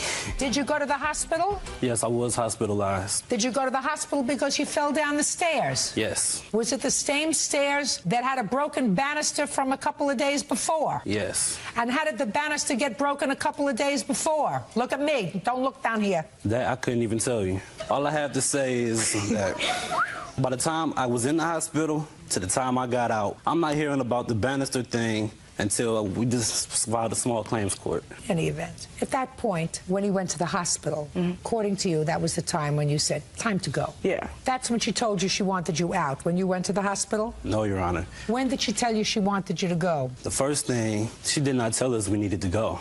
We left because her and her boyfriend were arguing like the day I got out the hospital. I came back to the house. I stayed with my mother for like a total of 5 days. Well, the day we came back, they got into an argument, which then she called the police on him. By that time, they were throwing things around, you know. We were like, you know, this is crazy. Like, you know, we're friends and all, but we don't really want to, you know, budge in on them while this is going on, like, every day, constantly, her and him fighting. So you say you moved out because they were fighting? Yeah, she as actually opposed to wanted you us fighting. Now, when you were in the hospital, where was your girlfriend staying? She was with my mother. She left? No, she never left. She stayed with me. She came and she took showers at my house. She used my hot water. She ate my food. And I was there for her because I'm a friend. Just a second. Where was she living? At my house. You said she came back and she used your shower. What? Yeah, because she was staying there while he was in the hospital, and then she would go back and visit him at the hospital. Your Honor, I was only in the hospital for a matter of 2 days. That night that I went to the hospital, she stayed up there with me because she was there when I woke up. And the second day, she went over her father's house because her father lives like 5 minutes away from the hospital. Okay. In any event, you left. Your lawsuit claims that Miss Jackson kept $2,000 worth of baby's clothes that you were putting away for your baby. Miss Jackson says you can have them back when you pay for the banister. No, it didn't go down like that, Your Honor. Why would she keep your baby's clothes, sir, if you didn't break her banister? I don't know. When she let you move into the house. I don't understand that. She let you move into the house. Yes. And then you're telling me all of a sudden she became the Wicked Witch of the West and kept your unborn baby's clothes for no reason? Yes, Your Honor. That's the way. Well, that's strange. She doesn't look like a nut to me. Your Honor, you wouldn't believe it, but no. Listen to me. She's giving you the clothes back. Okay. Right? You have his clothes. Yeah. You can get the clothes back. So all I have to determine is how the banister got broken. How did it get broken? At the time, we were intoxicated, and she was drinking. How did the banister get broken? It got broken because he left my home earlier that day. He came back in a drunken rage, fell down the stairs, and there he started having an asthma attack. My witness was there the whole time that this happened, and we weren't drunk because I don't drink around my kids. Just get to the banister. Okay, I'm sorry. What happened with the banister was that my daughter, my youngest daughter, she has reflux really bad, and I had to rush her to the emergency room. And when we come back from the hospital, my house is destroyed. It's trashed. Everything is everywhere. And I go downstairs and I ask him what happened, you know? And Marvin said, I'm sorry. I broke your banister while me and Kayla were fighting. And he said that he threw her into the banister and it broke. And he sat there right then and there and said that he would pay for it. Good. How much is it, $100? Yes. Great. On the counterclaim, judgment for the defendant of $100. 5 days from today, you will box up clothing, and the clothing will all be returned. You have it? It's all in the same condition that they left it? Yes. You have any babies? Yes, I have 2 of my own. How old? I have a 3-month and a year-old. Okay. All of the baby clothes that they put together. It's all separate because they left it in my basement. Was it new clothes? No, it was from the Goodwill. No, Your Honor. These were clothes just bought in my girlfriend's mother. The day she gave us the clothes, we unwrapped Your girlfriend's everything. mother gave you the clothes? She bought them. She was buying them for over several months. Good. So you must have the receipts for them. We don't have receipts. Oh, that's too bad. But 5 days from today, you give them back all the baby clothes you have. But Okay? here's the Good. notarized Perfect. statement. Thank you very much. On the counterclaim, you get $100. Thank you. That's fix your banister. Goodbye. Have a happy life. Tim McDonald says he incurred attorney fees as a result of false charges filed by Camille Raciniak and Michael Wahab. The couple claims Tim was driving like a maniac.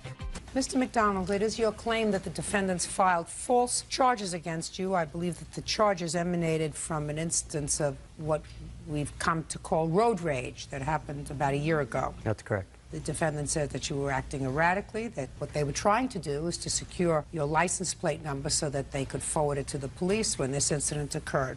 You didn't know each other prior to this incident, is that correct? No. That's correct. And you had a trial, Mr. McDonald? Yes, I did. And you were acquitted.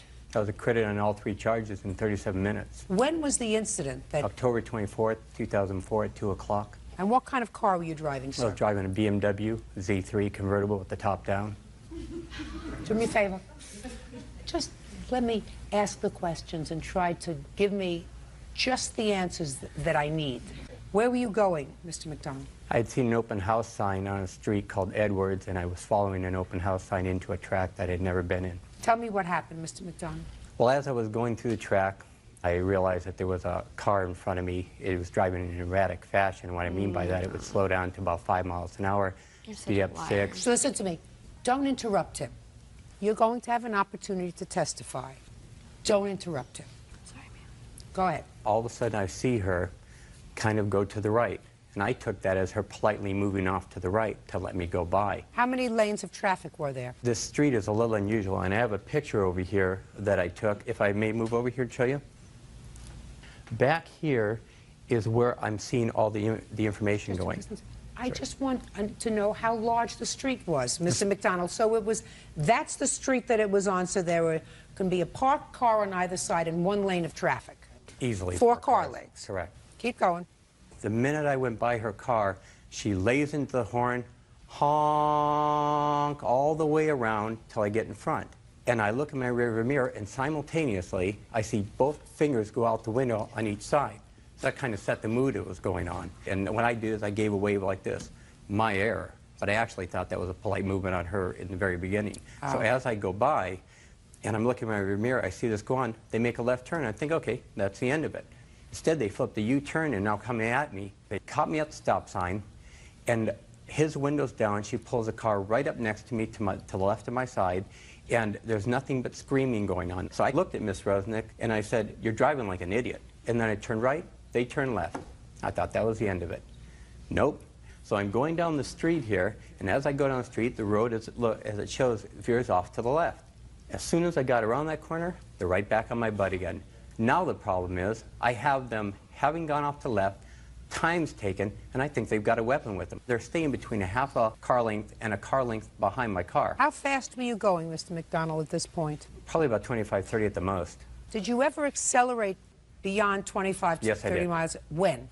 When we came down the long street after they'd been tailgating me, I spotted people at the very end of the block. It's like the movie Duel, where I've got these people just bearing down on me. I don't know what they have in their possession. What kind of car were they driving? A white Malibu, I think is what it was. Like a Okay. mid-sized car. So they're behind me. I see people down at the end of the road. I accelerate and pull immediately in front of their house. Uncross your hands. At the exact moment that I'm pulling over and I get out of my car to yell to somebody to call the police, Miss Resnick takes her car and pulls in front in a wedge fashion. Okay. So she parks and blocks you. Correct. And all this whole thing that's going on is predicated on one idea that you said. They wanted to get my license plate. And I can show 15 different times that they could have. The truth meant, sure. Life has a rhythm to it. There are certain things that are common sense, and there are certain things that are not. You don't have to fill in the blanks for me. Okay. If I need for you to fill in the blanks, Mr. McDonald, I'll ask you. Okay. Keep going. So as soon as I get out of the car, she pulls the car over, he jumps out of the car and immediately starts coming toward me. Now at this point, I take a step toward him and I say, in the best voice I can, "Get back in your car." Okay. "Get back in your car." And it worked. He turned around right there, but Miss Rusnick didn't leave it there. She puts her car in reverse. Your Honor, I have the transcripts of the court proceeding. I have it on audio, and I would appreciate to be able to at least play a couple tracks to give you a flavor of what happened. She put the car in reverse. Correct. Go ahead. And as she put the car in reverse, Mr. Wahab goes back to... Mr. Wahab. Mr. Wahab. Sorry. You have problem controlling yourself, sir? No, I don't, Your Honor. You have problem controlling your temper, sir? No, I don't, Your Honor. Well, it sounds to me as if you do, sir. You don't want to create that kind of impression, do you? No, I don't. You see, you've already done it. You only have one chance to make a first impression, Mr. Wahab. Yes, Your Honor. You've made a bad one so far. Sorry. Go ahead. Mr. Wahab gets out of the car. I tell him to go back. He gets back in the car. You told me that already. As Miss Rusnick's backing the car up, he jumps in the car, shuts the door, and you think it would end there. No. She keeps the car coming right back at me. I move out of the way, and just like she did at the stop sign, she stops his car door right here, the window's down, and I said, "Get out of here!" Now, let me back up a minute. When you said get out of here, Sure. you made a slapping or punching motion. Correct. You hit the car. Correct. Did you hit it with your fist, with your hand? Did you Open kick it? right hand. Okay. Did you kick the car at all? Absolutely not. Okay. And then what happened? So I hit it 3 times, "Get out of here, get out of here, get out of here," and as I'm saying that, I see Mr. Wahab either rearing back, like he's going to go back and kick me through the window, which I can't believe could be true, Fine. or... Well, you don't know. Don't speculate. Okay, well, I see something coming at me. And as I lean back to deflect it, she has a car and drive, and they take off. Okay. But they don't. She flips the car around and U-turns. Stops again. gosh. Just on the other side of the road. He pops back out again. I say, "Get back in that car." He gets back in the car instantly. She takes off again. But that's not it. She goes forward again. She stops again. He pops out of the car, but this time, there's a guy that was standing on the other side. A lot of people were evidently watching this thing. He goes over to Mr. Wahab, puts his hand on his shoulder and said, "It's not worth it, it's not worth it." Now, here's what I know. Don't tell me what you know. This is what I was Do you have- thinking. I don't care what you were thinking. Okay? I left. You left. Fine. Do you have a copy of the police report Yes, I do. that Ms. Rusniak and Mr. Wahab filed? Yes, I do. I'd like to see it, please.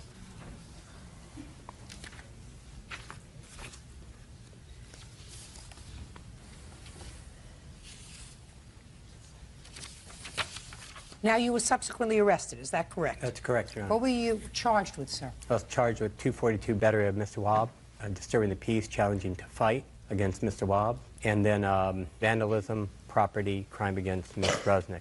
Who's going to speak for you? Both of you to start?